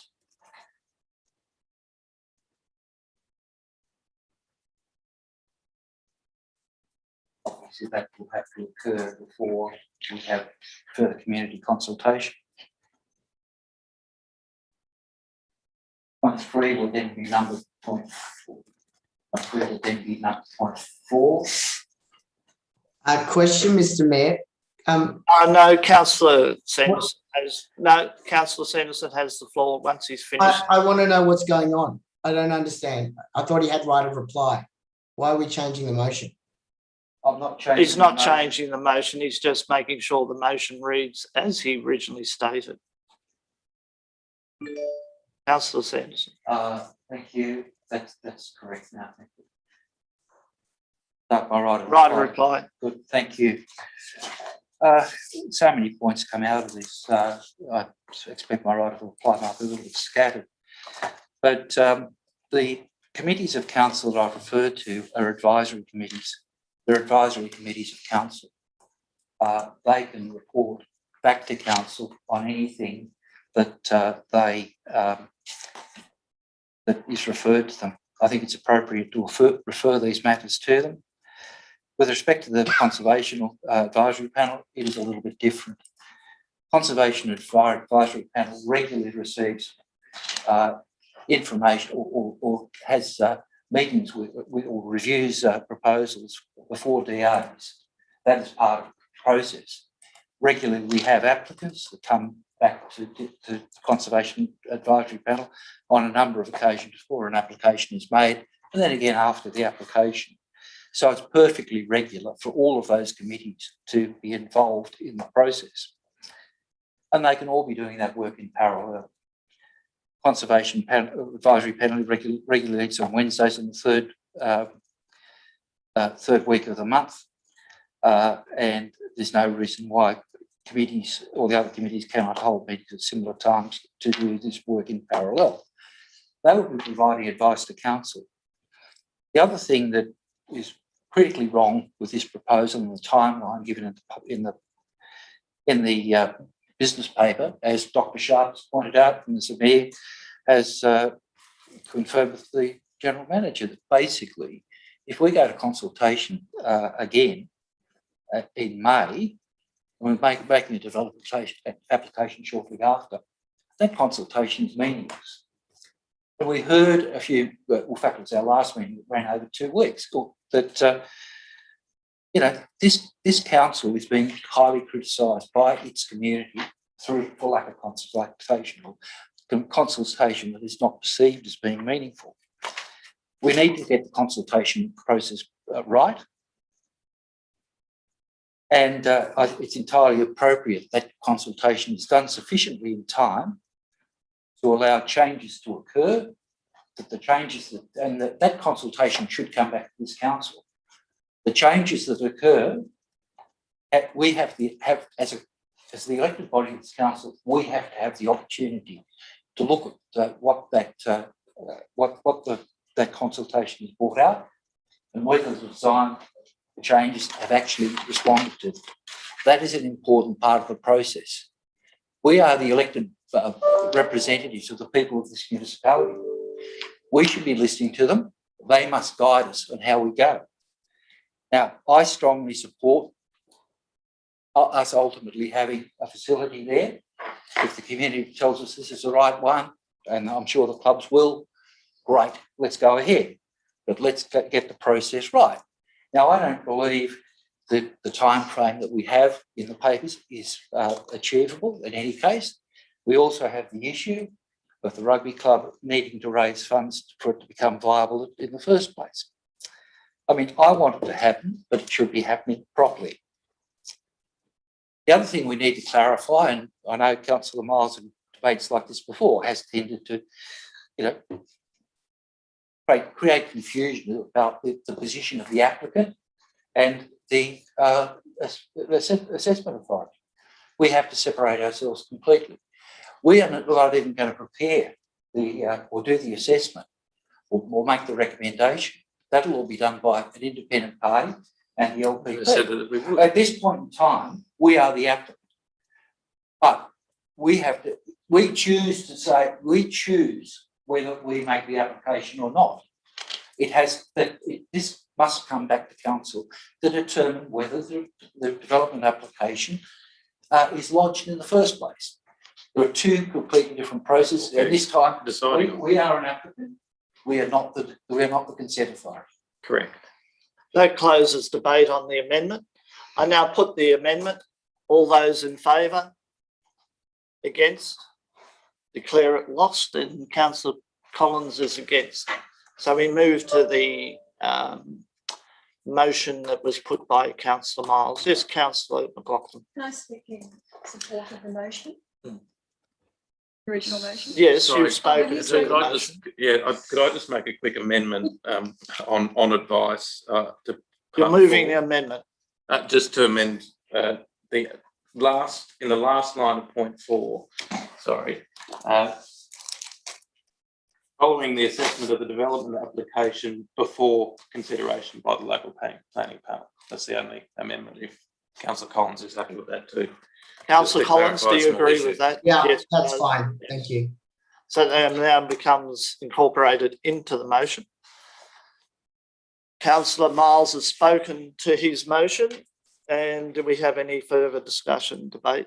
Councillor McLaughlin? Yes, I'm just going to support the motion, but I am going to suggest a slight amendment that I hope might be incorporated into the original motion. And that is to change point 4 to read that the DA be referred to CAP Sustainability Advisory Committee, the Bushland Advisory Committee, for review and advice as part of the DA notification process. Now, I do understand that it will be referred to CAP automatically anyway, and I do understand that perhaps submissions can be made by the others, but I think it's just important that we make that very clear that we do want to get those submissions from those other advisory committees. I don't think that will delay the process because it's going to be part of the notification period. Okay, it's after the DA has been lodged. So I'm hoping that you will accept that, and that will become point 4, and then 5 would be as you have suggested with the change to 4. Is there a seconder to the amendment? Mr. Mayor, could I just ask for a clarification through you, the General Manager? Do we actually have a schedule? I know some of those committees meet quarterly. Do we actually have a scheduled sustainability and bushland management committee scheduled in between now and what would be the local planning panel? I can answer that for you. We can have a special meeting of those groups if need be, if that's what council decides. I think it's important that we get as much community consultation as we possibly can. Is there, before you proceed on the amendments, Councillor Cresswell? I'm happy to put that into the motion. It's not, Councillor Collins, do you accept that as an, yes, Councillor Collins said yes, so that now becomes the amendment. And I do think, motion. I do think while there is opportunity for all of the committees to have a session, I think it's just very important that we do get something from it. And that's why I'm just suggesting that that goes in as a formal part of the recommendation.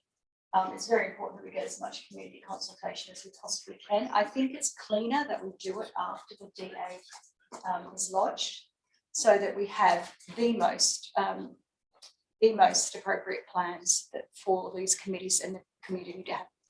So I'm not supporting consultation other than the on-site Boronia Park on-site. I'm not supporting consultation. And that's why I couldn't support your motion. I think it needs to happen during the DA process. It's also incredibly important that we it comes back to council before it is assessed by the LPP, and I think with that small change will make that happen. There it is, councillor. Can I just get the amended motion on the screen so I can be absolutely. Madam General Manager, we have that on the screen, wording. please. It's coming up now, I think. Yes, here we go.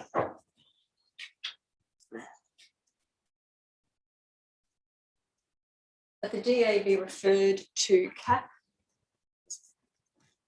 Advisory Committee, the Bushland Management Committee, for review and advice as part of the DA notification process.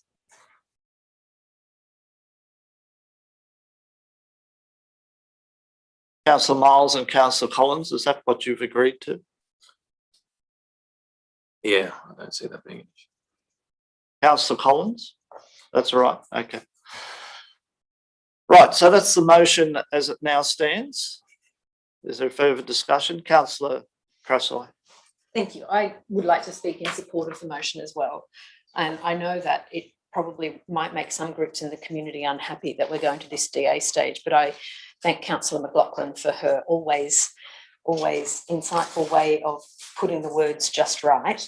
To suggest, Councillor Miles, to suggest that a DA shouldn't be based on the advice of these committees really makes the committees redundant, because that's why they're there. They're to support us to make the best decisions that we possibly can as a council. So I'm really grateful, Councillor McLaughlin, that you've had that added in to the motion. And there is another meeting due for the Sustainability Committee on June 15th, so that will be great and they'll look forward to it. This next step gives the whole community the actual plans. They don't change again in the next week. The actual plans to make submissions on now, instead of just ghosts and shadows and speculation and guesses and gossip and rumours. Gives us the plans, and the whole community, I hope, will make submissions and valuable contributions, particularly on sustainability, because while I'm grateful that the sustainability feedback we gave at the last briefing has been taken on board, it really has just been layered on to a design that was already complete, rather than designed into the building. And so I'm really looking forward to the community having strong input into how to maximise the use of the building while retaining our sustainable 3 pillars of sustainability, as we said. So thanks, Councillor McLaughlin, for finessing it. And I'm looking forward to it coming back to council and tidying up that last point before we send it to the planning panel, where all of our submissions will be taken into account. So even though the community feel like they've made a gazillion submissions, these are the ones that are really going to make a big difference. The DA is going to go out. You need to make your submissions again, even if you think you've made them before, and give strong and positive feedback on how we want this to look, because our community's waited far too long. Any further discussion? Yes, Councillor Sanderson. I'll speak against the motion, if I could. Look, I'm saddened to have to vote against this motion. I want this project to proceed. I don't think Councillor McLaughlin's words finessed it. I think they put the cart before the horse. Those committees are there to advise council, and we should be listening to them. And as I said before, CAP regularly does pre-DA as well as post-DA advice. As a council, we should know what it is we are putting in the DA. We don't seem to have that. there isn't that time frame for the community to have that proper consultation. So it saddens me. I would like to support this proposal, but unfortunately, I think the process that we're going through is flawed, and I regret that I will have to vote against it. Is there further discussion? If not, before I reply, I will reiterate what I've said. I feel that council owes it to its community to engage with it in a meaningful way before it finalises a plan to be submitted as a DA. I believe those committees in good process need to be involved in that process before we finalise a DA. It's one thing to go through a planning process, it's another to engage with your community. And I would urge council to engage with its community in a meaningful way and not give them a week to consider this. It needs to be done with due process. And at the moment, I don't think we're going to achieve the outcome for our community the way we're proceeding at the moment. I also think the timeline is extremely optimistic and unattainable. And I think it would be unfair of any tenderer to be tendering on a process that hasn't been finalised through the DA process. We're starting a tender process before we have a project, before we have funding. I agree with Councillor Sanderson. I don't want to delay this, but I think to get the best outcome for our community, we need to have that meaningful engagement, recognise that we don't have the funding at the moment, but we probably will. So there is a bit of time to get this right. And so I can't support the motion in its current form, but I do support the facility and the opportunity that it offers for our community. But I think we need to do it the right way. Any further debate from... Just a point of clarification, yes. Please, Mr Mayor. Just, I wouldn't want anyone to be misled. How long, through you, Mr Mayor, how long is the community consultation process on this DA? Well, we've been told it's 30 days. Oh, sorry, you just said a week, so I just... No. What we're proposing here is to have dialogue with the community over the next week before we go to a DA process. Through you, Mr Mayor, to the General Manager, is that correct? Madam General Manager. Through you, Mr Mayor. Through you, Mr Mayor. Now that if pending the outcome of tonight's consideration of the matter, we'll send email notification out first thing tomorrow morning, and subject to the architect's availability, look to hold an on-site on Sunday the 31st of May, which is just under 2 weeks. And then there's a further 30 days. Then there's a statutory DA period on top of that. So after that, there's then another 30 days. Yep. Okay, thank you. With a formalised process. Yes, yeah. That now concludes debate. Councillor Collins, you're comfortable out there? I don't think you've spoken yet. Yep. Okay. Councillor Miles, you're yes. I love an optimistic timeline. I think it's achievable.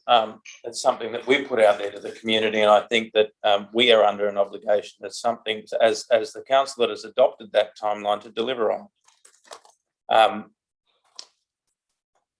Now, I have no problem with the committees being involved. I don't want this project to be killed by committee, and for the advice from those committees to be a determining factor on lodging the DA. But I have no problem with the committees considering it. I think that if that can be done as part of the statutory process, as Councillor Crasoy rightly pointed out, which is not 6 days or a week, it's getting the community to understand that we're lodging a DA, and then for them to be engaged during the entirety of that process of 30 days and beyond. Then they can make submissions to the local planning panel, or they can turn up to council and speak to the local planning panel if they want. They could have come and spoken tonight, as many in the club and the community did do. That's engagement. Now, it might not be the engagement that certain groups want to hear, because obviously there is a group in the community that are here and care enough to turn up and speak to these things time and time and time again. And they're here again tonight, and they're engaged and considering, and they're ready, I would suggest, to take this to the next phase, which I hope that they do. But to suggest that we haven't engaged with the community through the 2 iterations of the Boronia Park Plan of Management, and then the consultations that everyone in this council was invited to, and most of the council attended through the last 3 years of this process, I think is a little disingenuous, because we've all been a part of that process. We've all participated in that process. People in this room have participated in this process. The architect has been more than accommodating with his time and resources in making sure that the community is well informed about what is going to be put into this project, about what is going to be put into the design of this building. As council, we have been consulted further. We have had briefings on this matter time and time again.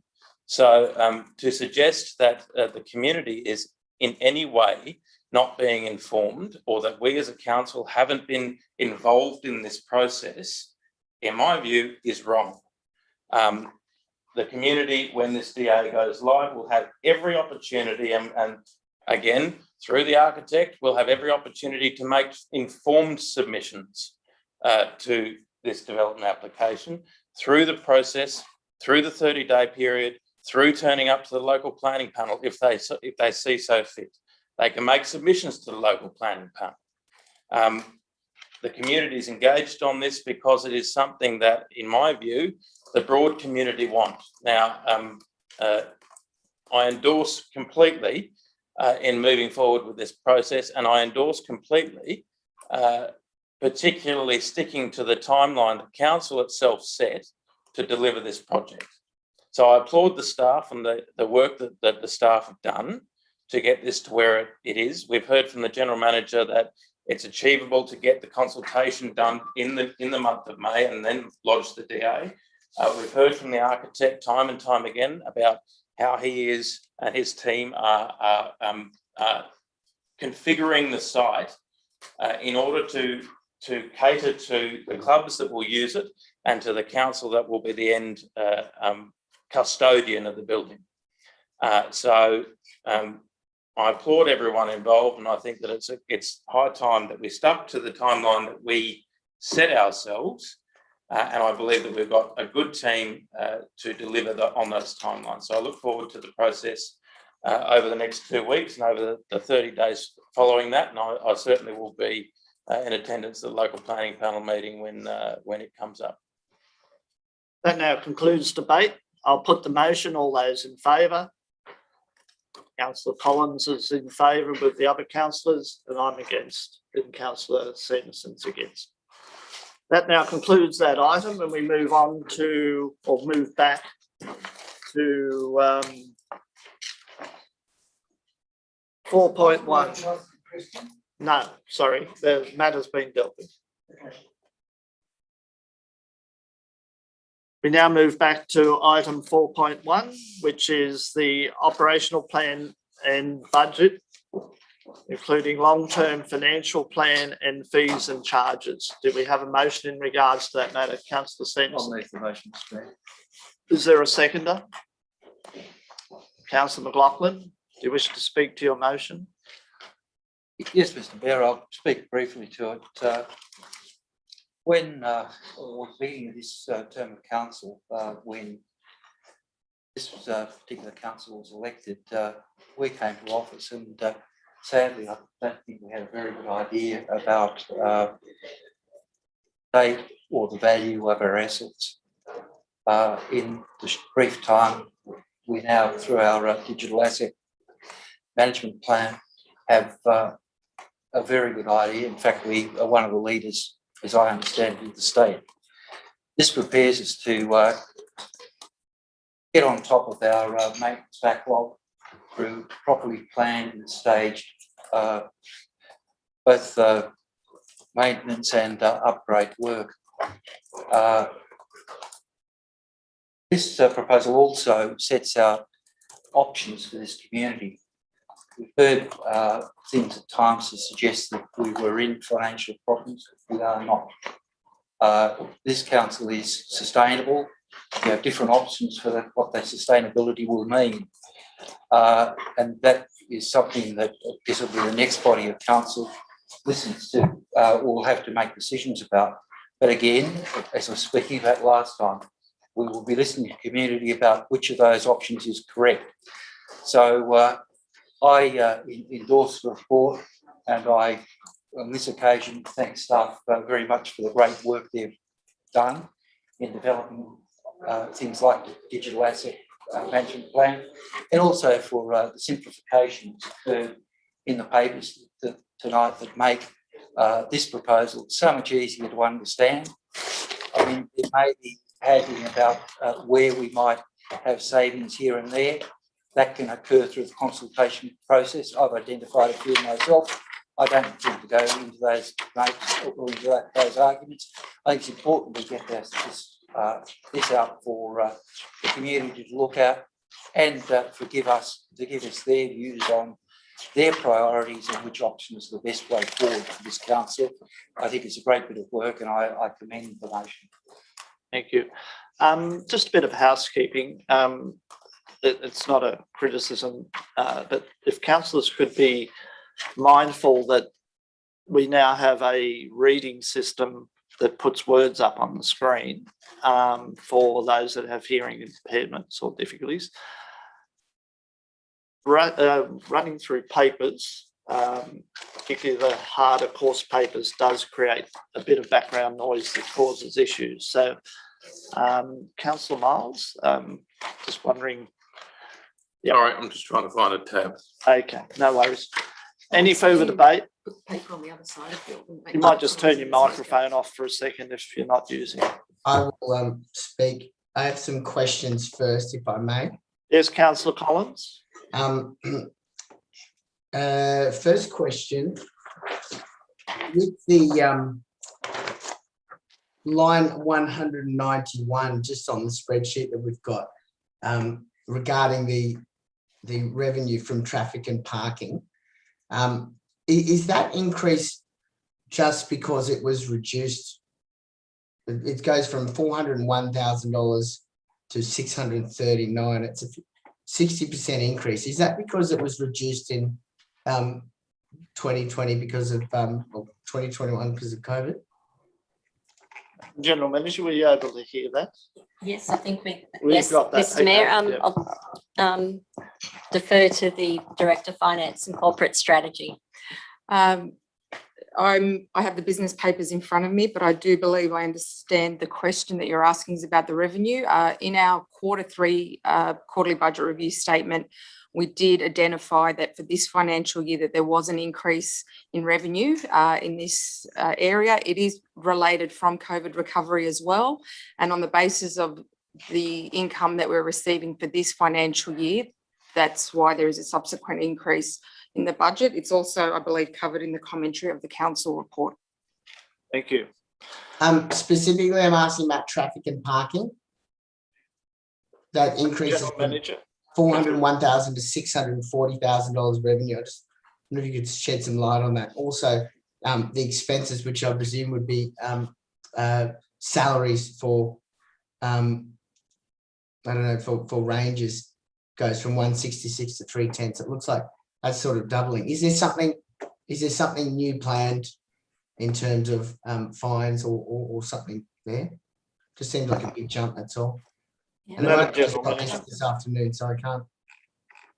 Yes, Madam General Manager, could you help, please? Sorry, through you, Mr. Mayor. Councillor Collins, I couldn't quite catch the last part of your question in relation. I think it was salaries, but I couldn't quite catch the line that you were talking about. Well, just that it's increasing, the expenditure on traffic and parking increases from from 166 to 310. That's what I'm sort of getting at. Is there a reason why we expect to have more fine revenue or something like that. Is there anything you can shed some light on there? Madam General Manager, can you assist, please? Through you, Mr Mayor, Councillor Collins will need to take that on notice. So we'll take that on notice for you. Okay, because I mean, it's a 72% increase and it just seems. Yes, well, yeah, we've got the issue and we will take All it. right. The next one is the local business grants. Are they not happening again? Madam General Manager, there's. Through you, Mr Mayor, to the Director of Finance and Corporate Strategy. My understanding is that they are happening again. Do you believe they're not captured in the spreadsheet? Yeah, they seem to be line 416. We've got community grants of 15,000 and 15,000 for local business, but the local business grants drop out and they're not in the forward estimates. One thing I will explain is that the spreadsheet that you've been given is being provided as a working document. So our finance staff sometimes won't always have the consistent terminology that perhaps the new badge of the grant is called now. So I'll go back and check that. But what typically does happen is as a council resolution occurs, we refer that on and that spreadsheet. But as far as the value is concerned, it should be relatively the same. The budget largely this year has been based on business as usual. So the grants that were there last year move over to this year, but there could be a titling issue there, and I'll clarify that. Thank you. Okay, so with respect to that, this is just to put it on exhibition. Can we get a full, is that right? We're putting this on exhibition? Yes, that's the motion, yes. Can we get a full spreadsheet with the, and I'll put that in as an amendment in a moment, but basically, would it be possible to get a spreadsheet that includes the 2021 original, but, you know, as we have in prior years, with everything connecting and lining up? Because we can't compare, if we can't compare last year to this year, then we can't make a comparison. We can't make a proper assessment of it. Madam General Manager. Through you, Mr Mayor, not a problem. Fantastic. So we'll do that. Right. Now I'll just speak to it. And look, I have to be honest, I appreciate the staff work they've done on this, and it's in this situation, it's not the staff's problem that this just can't balance. It is the lack of action by this council. I mean, we've got deficits as far as the eye can see, and I mean, for Councillor Sanderson to get up here before and say that we don't have any financial problems and that we're sustainable, I mean, it's just delusional. It never ceases to amaze me how Councillor Sanderson uses so many words to say so very little. Point of order. You can't denigrate another councillor. Well, I mean, there is absolutely no comment or analysis on this. We tried to have a property committee and a property strategy in order to make this council sustainable. Now it's not, and it hasn't been for a long time. In fact, Mr. Mayor, last time you were mayor, you didn't balance the budget either, and you were chair of the property committee. This has been an issue that's been going on for decades, and the minute we try to actually come up with something strategic, a way to make this all balance, and honestly, for someone to look at this budget and say, yeah, everything's fine, we're getting there. We're not. It's a disaster. And I reiterate, it's not the staff's fault, because the staff bring this report, this property strategy that's going to make us sustainable, that makes us think about our assets and think about how we can actually leverage off that. But then it gets just knocked back. So how are we going to balance it if no one actually thinks strategically? And quite frankly, I just, for the life of me, I cannot understand how someone can get up and talk about the budget and say everything's okay without reference to a single number. I mean, I'm concerned that I don't know how many councillors have actually looked at this. It's dire. It is dire. I look at these numbers all day. It is really, really bad.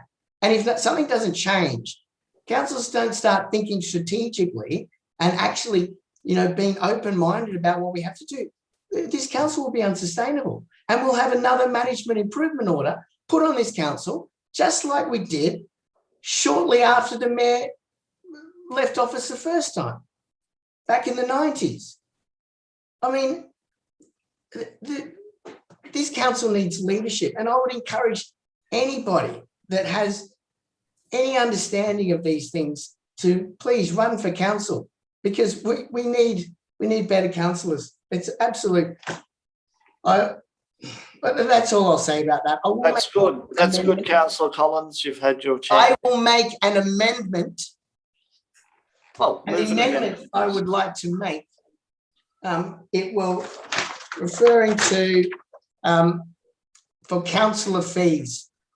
I would like to increase, if I can, we have an allowance for I'll start with a question. We have an allowance for carers for councillors. If I can ask how that number was arrived at. Yes, Madam General Manager. Sorry, through Mr. Mayor, Councillor Collins, could you just say that again? So mayoral and councillor expense for carers, there is a line there, $2,093 per year, and that it obviously increases with CPI. It's been that way for a long time. Now, at the moment, we've got, is it 10 meetings a year? Yes, without any extraordinary meetings, yes. Okay, so we've got 10 meetings a year, which basically allocates, 7 councillors. So that really basically gives $229, $30 per councillor. Are you asking a question or speaking to your? I'm speaking to my amendment. I would like to. Well, we don't have a seconder at this stage. Well, I haven't actually moved it. So if you let me just finish, okay. What I'm actually trying to do. No, you either move it or ask a question, and I haven't heard a question yet. I would like to ask the question so that I can move the correct amendment. Well, what is the question, please? The question to the through you, Mayor, to the General Manager. I would like to make a provision in this budget that we have reasonable carers payment for councillors, basically childcare for councillors that need to hire a that's the point. But what's the question? Yeah, if you would just let me finish, Mayor, No. I would like a question. I would like a question or an amendment. Good. Please. So you don't run this council into the ground again. Now, General Manager. Point of order. You've got no basis for those comments. I do. Would you please ask a question? Would you please ask a question or move an amendment? Terrible. Ask a question or move an amendment, or we'll move on. Manager, if I can ask, what would be a reasonable amount so that every councillor could hire, have a carer paid for every meeting? What number would that be? Madam General Manager, can you answer that? Or would you like to take it on notice? No, I think we should be able to work it out, I think. Let's do it on the fly. Through you, Mr. Mayor, I'm just checking the councillors' facilities policy, but I believe that is already covered in the councillor facilities policy. If it's not, we can certainly add that and exhibit that provision. In terms of cost, there are funds available for councillor costs or expenses, and based on previous experience, I don't imagine that there'll be a huge cost associated with provision of childcare, but that certainly can be provided, councillor. Yeah, and I agree, General Manager. It hasn't been an issue in the past, and quite frankly, I think that's one of the problems with this council. Where, you know, we need to attract people that are actually going to represent the community.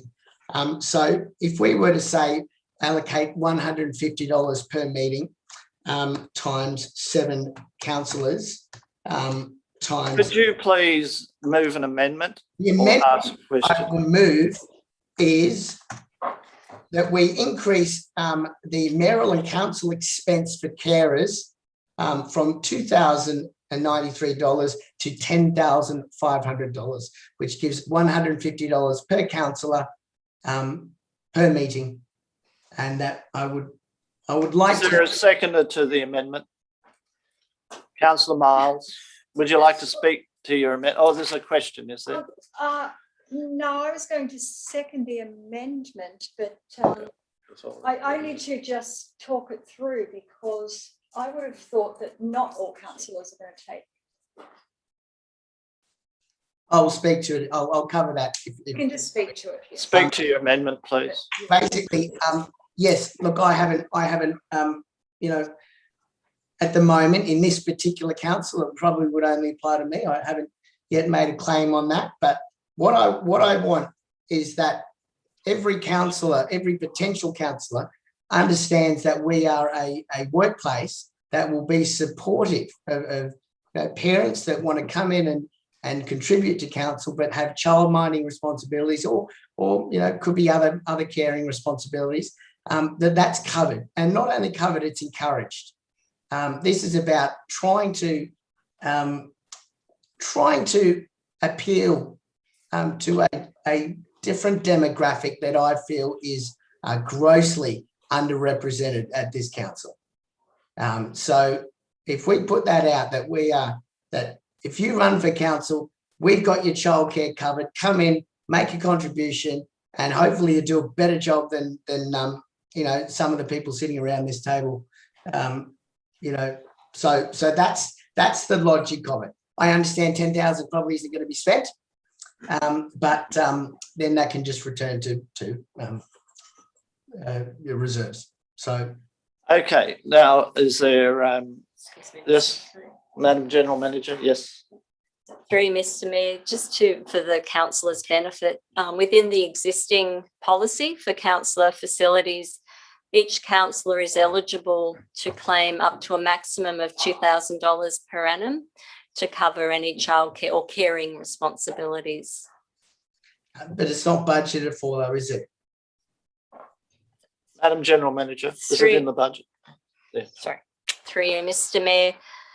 Within the council, there is an allocation for councillor expenses, Councillor Collins.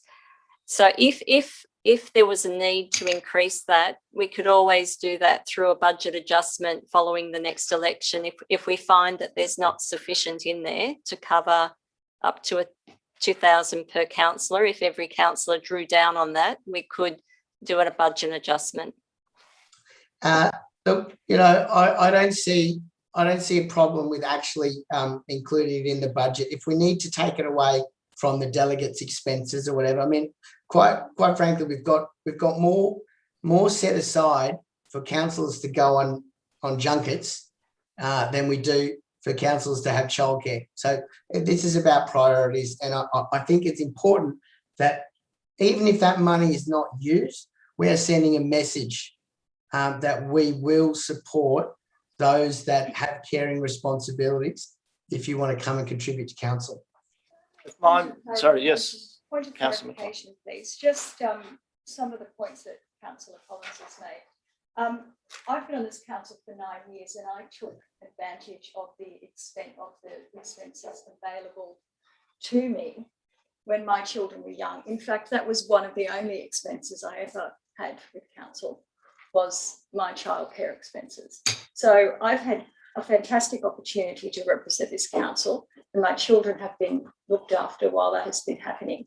We've had that in place for quite some time. There's only a few people, myself and Meredith, who I think took advantage of it last term. Obviously, It's there now and it will be there in the future. I think it's a great initiative of Councillor Collins's to try and put something specifically for childcare in the budget. But we've always had that in place at this council and it's always been supported. And currently the potential is for 2,000 times 7, so 14,000. Is this standing orders or is this debate or Mr. Mayor? It's a point of clarification, Councillor Collins. You've spoke to your amendment. Is there any further debate? I will have right of reply. If Well, wait a sec. There's no seconder at this stage. Oh, yeah, no, Councillor Miles seconded. Yeah. So, is there any further debate, Councillor? There is. Councillor Crassoy. No, Councillor Collins. You've had your say. Councillor Crassoy. Right of reply. Not yet.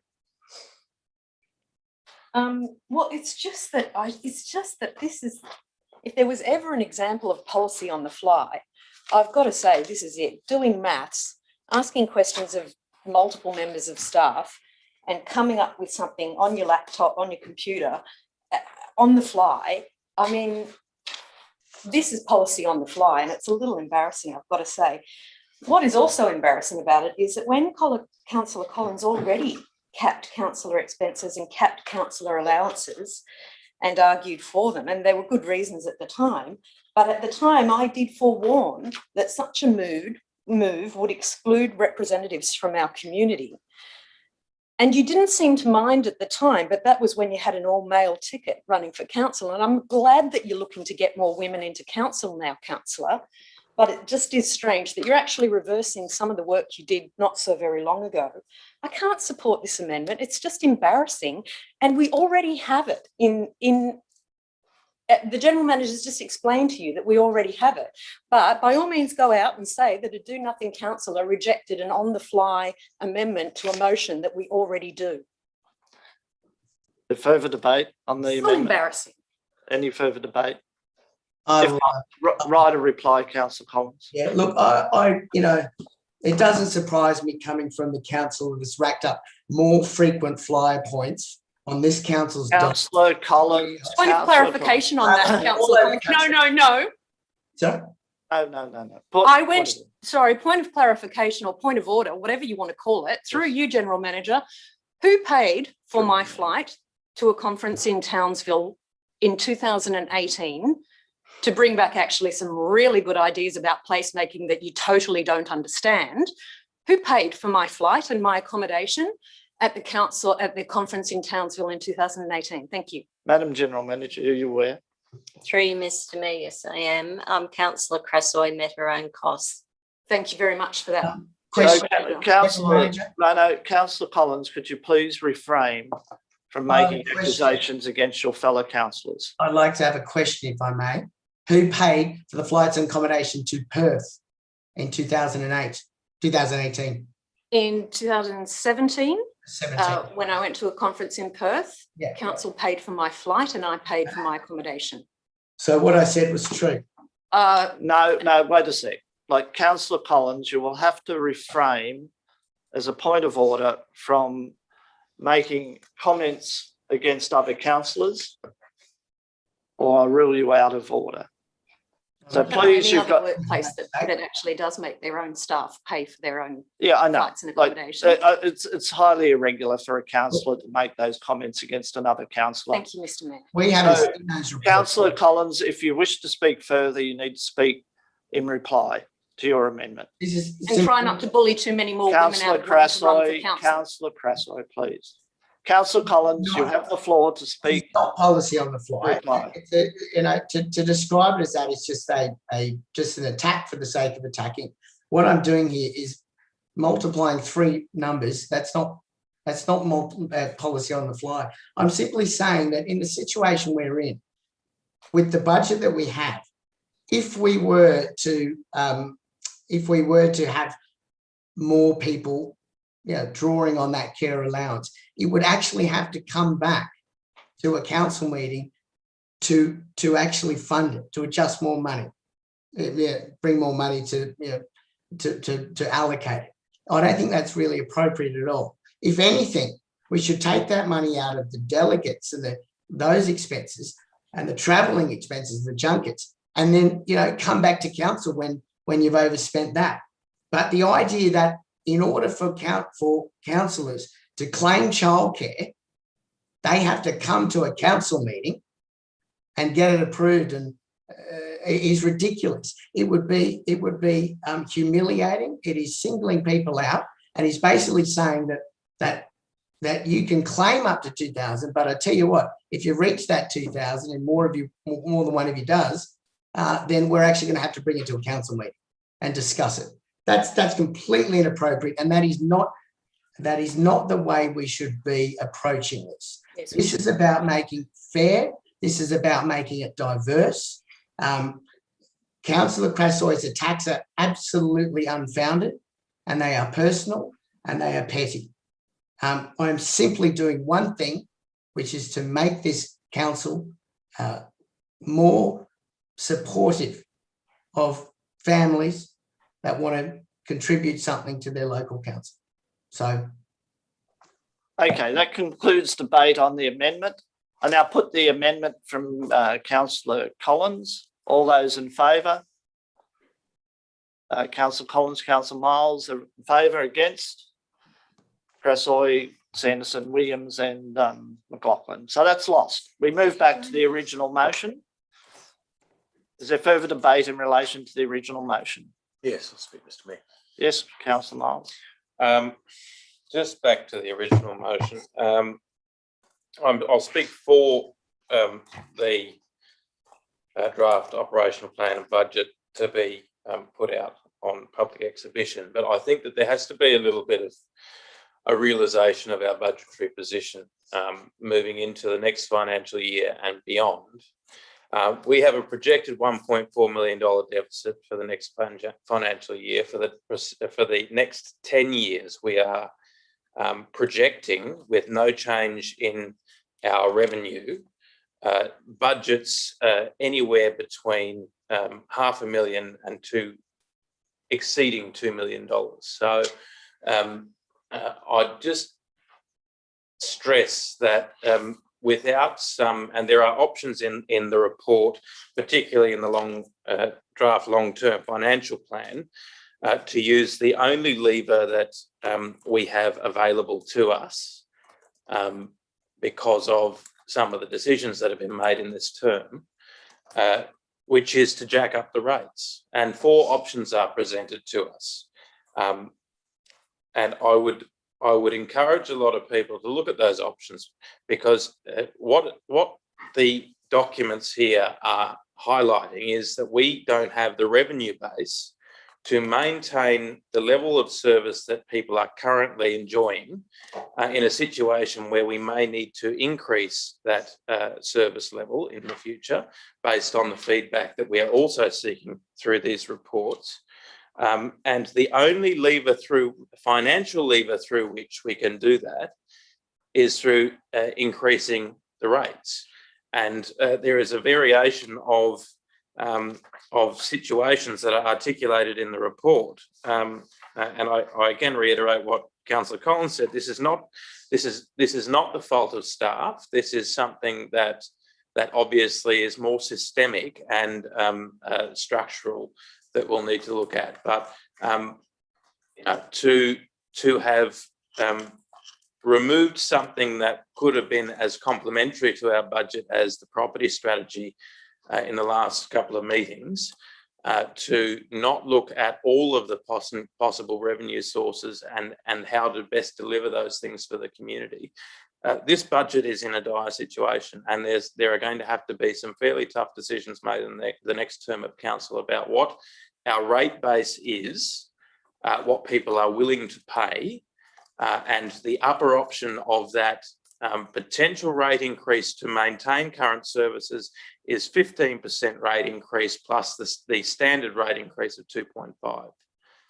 Now, that's an enormous rate increase in a period where in this current term of council, we've raised rates more than 12%. So in totality, we'd be looking at increasing rates more than 30% over a 4-year period. I don't think that the community will wear an increase of that size over that period, with no increase in the levels of service that we are providing, where council is delivering, despite the best efforts of staff to do things like get the depot and shared service arrangements with Ride Council, with Lane Cove Council, to move the library into Hunters Hill Council, and all the other various trimmings that we're trying to fix our budgetary position, that for no increase to the services we provide, that every year for the next 10 years we'll be delivering a deficit of anywhere between $500,000 and $2 million. We are not in a good budgetary position. We are in a dire budgetary position. Our cash holdings are not in a situation where they could deliver anywhere near the interest benefit that we'd need to service that year-on-year deficit. We have a staff that is doing the best that they can in the situation that they've been delivered.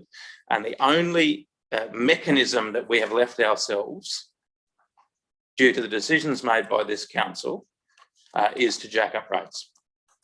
Unless things like the property strategy are looked at, or unless there is some revolutionary new idea that's brought to council, this will be the status quo for the foreseeable future. And we are not leaving what will be the new council in a very good financial position. So although I support this going out to public consultation, there ought to be no doubt about how difficult a financial situation through our inactivity over the last decade and more has been, that we have allowed it to get to a stage where the only way to get out of our present deficits that are, marching out into the horizon is to jack up rates up to 17.5% after a 12.5% rate increase a couple of years ago. I don't see how we can avoid raising rates in some capacity as a result of our situation. Councillor Collins is right to point out that it is not a healthy budget, but the amount of rate increase versus the level of service that we can provide as a result is not in a situation where I think the community will wear it. And I think that there are things that we have done in this council that have worsened our budgetary position, decisions we've made that have not ameliorated but done more damage to where we're at. And we could have left this council in a much better situation had we taken some of those hard decisions in this term. Is there further debate on the motion? Councillor McLaughlin. I just wanted to point out that the property strategy is not dead. The property strategy is Thank you. is moving. Simply ask for some more information and some more community consultation on some aspects of the property strategy. There are two major components of the property strategy that are in fact going ahead, and we have asked council to prepare some business cases for both the town hall project and the Big Tree project. Council sees as vital to our financial stability moving forward. So the property strategy is not dead. It is simply there's some aspects that are being looked at. Simply delayed. Well, sometimes those things have to happen, but those two major projects are still moving forward. So we aren't totally reliant on rates for the next 10 years. We hopefully will have some outcome from some of the good work that has been done in that property strategy work. So to say that we have no options is not true. Any further debate? Councillor Cresswell. Yes, Mr. Mayor, just to say, it was just such a pleasure to read through the documentation. It had been prepared so beautifully, and you could tell that a lot of work had gone into every aspect of the plans and the reporting. And I really appreciate that you've made it so accessible to all of us. And thank you, Councillor McLaughlin, for pointing out some good facts there, because you don't rush out to a community and pave paradise to put up a parking lot that people don't want. You consult thoroughly and you bring the community on board and you ask them what they like, and perhaps they might want to say, you know, I'd rather pay a little more rates and have the cost of a coffee a week and not have some of the things that we might have to sacrifice. So that's great about this next stage of consultation and design, to get something the community really love and want, and that they have a say in these decisions, which we're trying to be a little bit rushed through without quite as much consultation as necessary. But that was just an aside because it had been raised. But the main point is I would commend to anyone to have a look at all this reporting. It is rich and broad, and it speaks of our values and our potential as a community, and I was very glad to read it. Is there any further debate? If not, I'll make a comment. I'd like to reflect on what Councillor Cressoy has just said and Councillor McLaughlin.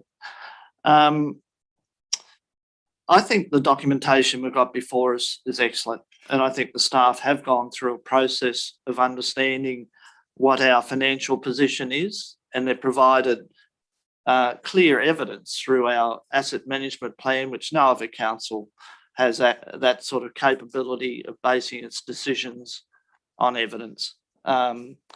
So the report makes it very clear that we have options. The council is not in a dire straits. Council does have the option to make decisions on whether it increases rates to cover the shortfall that we've maintained over the last 30 years through rate pegging and cost shifting. Those elements are very clearly documented in the Local Government New South Wales report on how councils right across New South Wales have been impacted by government decision making. So council has a very clear and probably the best picture of any council in New South Wales as to what its costs and incomes opportunities are. And it has a plan for the future. I dispute the comments made that we don't have a plan. The document clearly shows that we have options in relation to rating. We have options in relation to property strategy initiatives. Nobody has closed that off. We have an empty depot at the moment, and we have to work out how we make the best of that. We have other properties that we own that also need to be looked at. So nobody's saying that there aren't opportunities to look at our property portfolio and move forward. The documents are very clear that we have a very sound, firm basis for our decision making around this. And it will be an opportunity for the incoming council to take advantage of the information that we're providing for them. We haven't had a head in the sand from my perspective over the last 4 years. We've worked very actively to build a sound basis for decision making of this council to ensure that we do have sustainability into the future. And I compliment the staff on the initiatives that they've put forward to help us understand what our obligations are, our risks and our opportunities. So that now, right reply. Sorry, yes. 1 point through you, Mr. Mayor. I just wonder, because the document is so good and because we did have the opportunity of a briefing, I just wonder through you, Mr. Mayor, whether the General Manager, and it might be too much of a spur of the moment, but whether the General Manager might have anything she'd like to add to this fabulous report that's been brought to us. Madam General Manager, do you have any comment in relation to the report? Through Mr. Mayor, only to say that a lot of work has gone into the resource strategies and simplifying complex data, simplifying complex concepts and information to put forward to the community in a digestible way. And I would just like to thank the team, the whole team, because it has been a cross-organisational approach from Director Finance and Corporate Strategy and her team's work, and with the IP&R documents, Stuart, the Director Service Delivery and the Asset Management team, and and Steve, the Director of Development and Compliance, and councillors would know we've gone from a series of documents that are probably 10 centimetres thick and very difficult to navigate into something that I think will be easily understood by the community. There are options in there. There is a plan to be sustainable into the future, and there are choices in there to be made. So thank you. Thank you. Councillor Sanderson, right of reply. Thank you, Mr. Mayor. Just very briefly, I will endorse all the comments made by Councillors McLaughlin, Presley, yourself and the General Manager. I just compare if I'm here after the election and the information that we have before us. If we'd had that sort of information when we came to office 4 years ago, we could have done a lot more. One of the hallmarks of this council will be that the information is available where it simply wasn't before. That closes debate. I'll put the motion. All those in favour? Against? Councillor Collins, was that for or against? No, that's for. For. Okay, that's unanimous. Thank you. That now brings us to the point in the meeting where we have a half or 35 minutes left to complete our agenda. No, we're not at that stage. We've got it's 5 to 9. We've got 9:30. I'm just making a mindful of the fact that we've only dealt with a few items in the business paper, and at some stage we may need to do a group of non-debatable issues towards the end. Can I suggest moving as a block? Moving what? Well, I mean, 4.2. Yes, well, we're still travelling along. Let's see how we go. We've got item 4.4, which is a substantive issue. Then we've got the responses, and we can deal with that. Sorry. 4.2. Have we done? No, we've done 4.2. My apologies. Yes, the charter. Yeah, can I? Service charter. Councillor Collins. I'll move it, but if I can we just move all the ones that are just reports? If anyone doesn't have an issue with that, just speed things up for everybody. I'm sure everybody wants to get home. So 4.2. No, Councillor Collins, we've got 4.2 on the table at the moment. And if we need to, we can deal with those other matters as we go forward. Didn't we just move it? He did move it. Is there a second to the 4.2? Yes, Councillor McLaughlin, thank you. Now it's on the table. Do you wish to speak to your motion, Councillor? No. Okay. Anybody else wish to speak, Councillor McLaughlin? No, I was just going to. You're the seconder, yes. Yes, I know, but I was just going to move it. Oh, okay. There's no debate. No debate. I'll move the motion. All those in favour, against, declare it carried. We now move on to 4.5, which is 4.4. 4.4. There we go. I'll move. Is there a second to the Councillor Collins? Is there a second, Councillor Miles? Is there any debate? Do you wish to speak to your motion? No, it's pretty straightforward. Councillor Crasoy wishes to speak. No, I don't need to. You're happy? Okay. Put the motion. All those in favour, against, declare it carried unanimously. 4.5. That's a response to your motion, Councillor Collins. Yeah, that's a great report, but thank you. But that's. Is there a second to Councillor Miles? Is there any debate? Put the motion. All those in favour, against, declare it carried. 4.6, again, a response to a motion. Councillor McLaughlin. I will. Yeah, look, that's a look. We don't need to go into that now, but look, I might briefly speak to it if I may. Before you do that, the mover of the motion was Councillor McLaughlin. Do you wish to I was speak just to it? happy to second it, that's all. Oh, I thought you moved it. But anyway, okay. So let's get the minutes clear. Councillor Collins, you're happy to move it? Yeah. And Councillor McLaughlin is the seconder, just making it clear for the minute taker. Councillor Collins, do you wish to speak to it?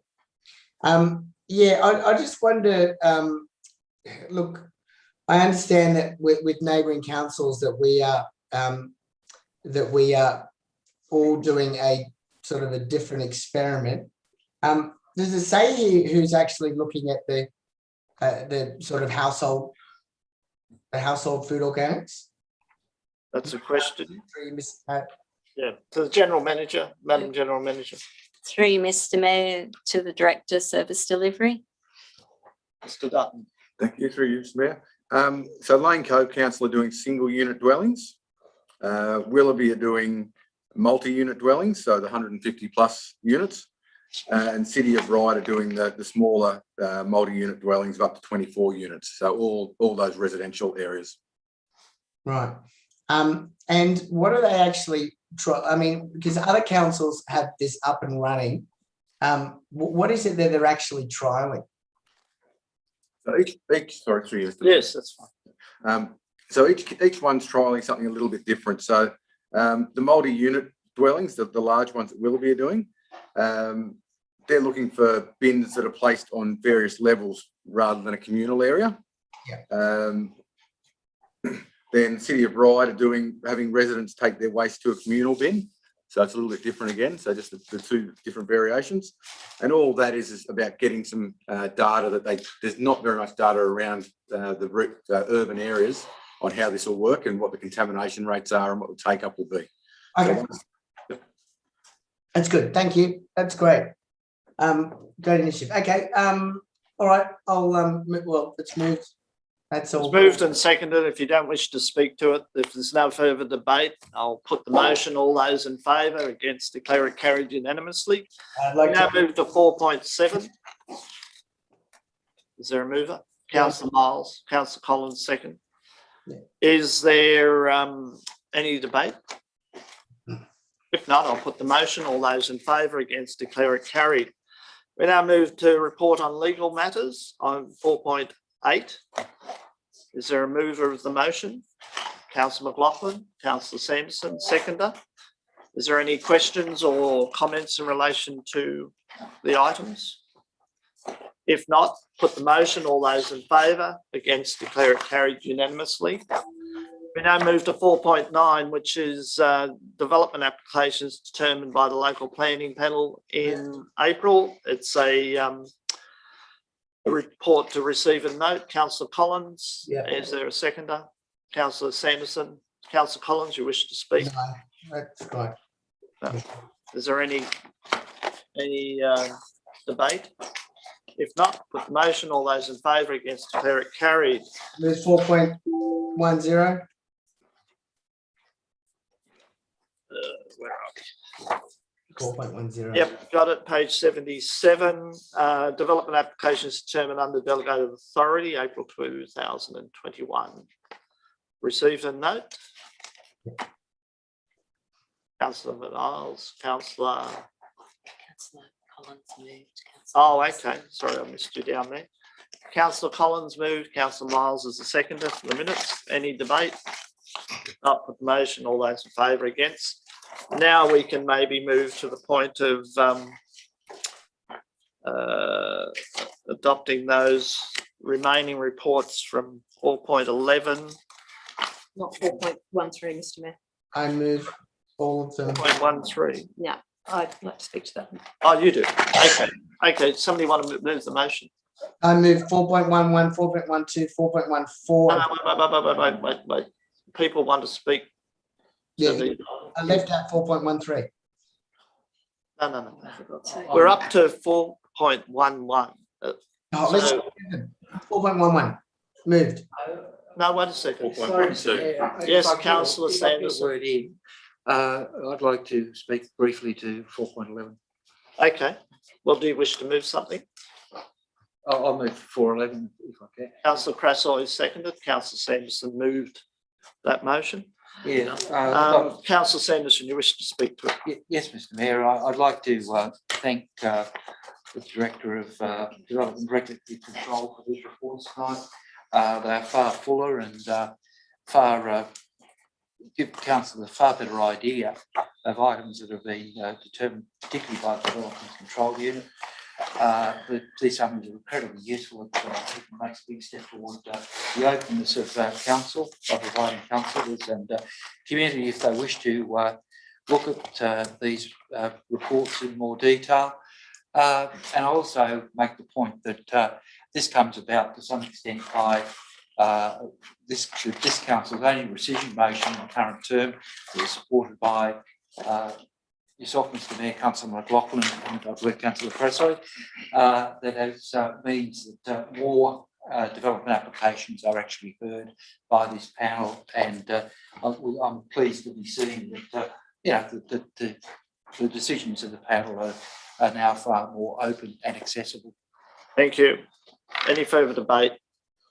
Put the motion. All those in favour? Against? Declare it carried. I'm mindful that we have another issue we need to deal with that's not on the business paper at the moment. So items 4.12, 4.13, 4.14 and 4.15. Is there a mover to accept those received notes? I'm speaking to 4.13. 13. Okay, let's deal with 4.12. Is there a mover? Second, Yeah. Councillor Miles, Councillor Collins, second. Any debate? Put the motion. All those in favour? Against? Declare it carried. 4.13, Councillor Russell, you wish to speak to that? You wish to move it? I did, yes. Yes, sorry. Yep. Is there a seconder? Councillor Sanderson, you wish to speak to your motion, Councillor? Yeah, I would like to move it with an amendment, in fact, Mr Mayor. if that's Oh, okay, Sorry, sorry. I don't have a seconder yet because I'd like to move an amendment. Yep. And that is, Mr Mayor, that the report be received and noted. That council provide the minutes to all local high schools for consideration by interested students.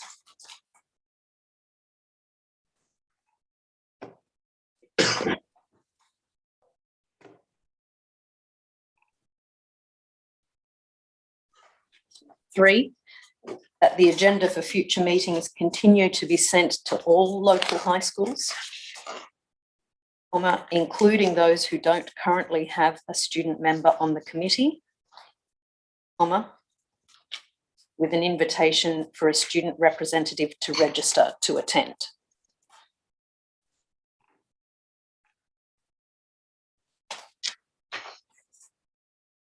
Is that your motion? I think she's still typing. Do you have that?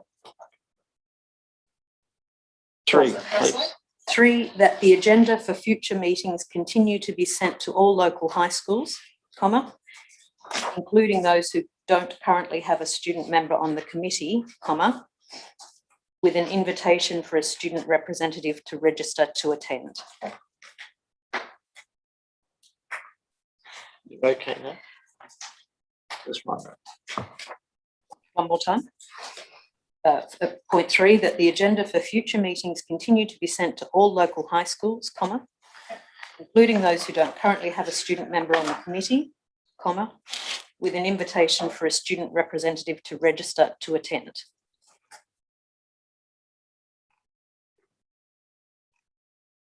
Is that okay? And, yep. Okay, we've got 4, that. Oh, 4. Okay, yes. that the date of the next meeting be noted as June 15th, 2021.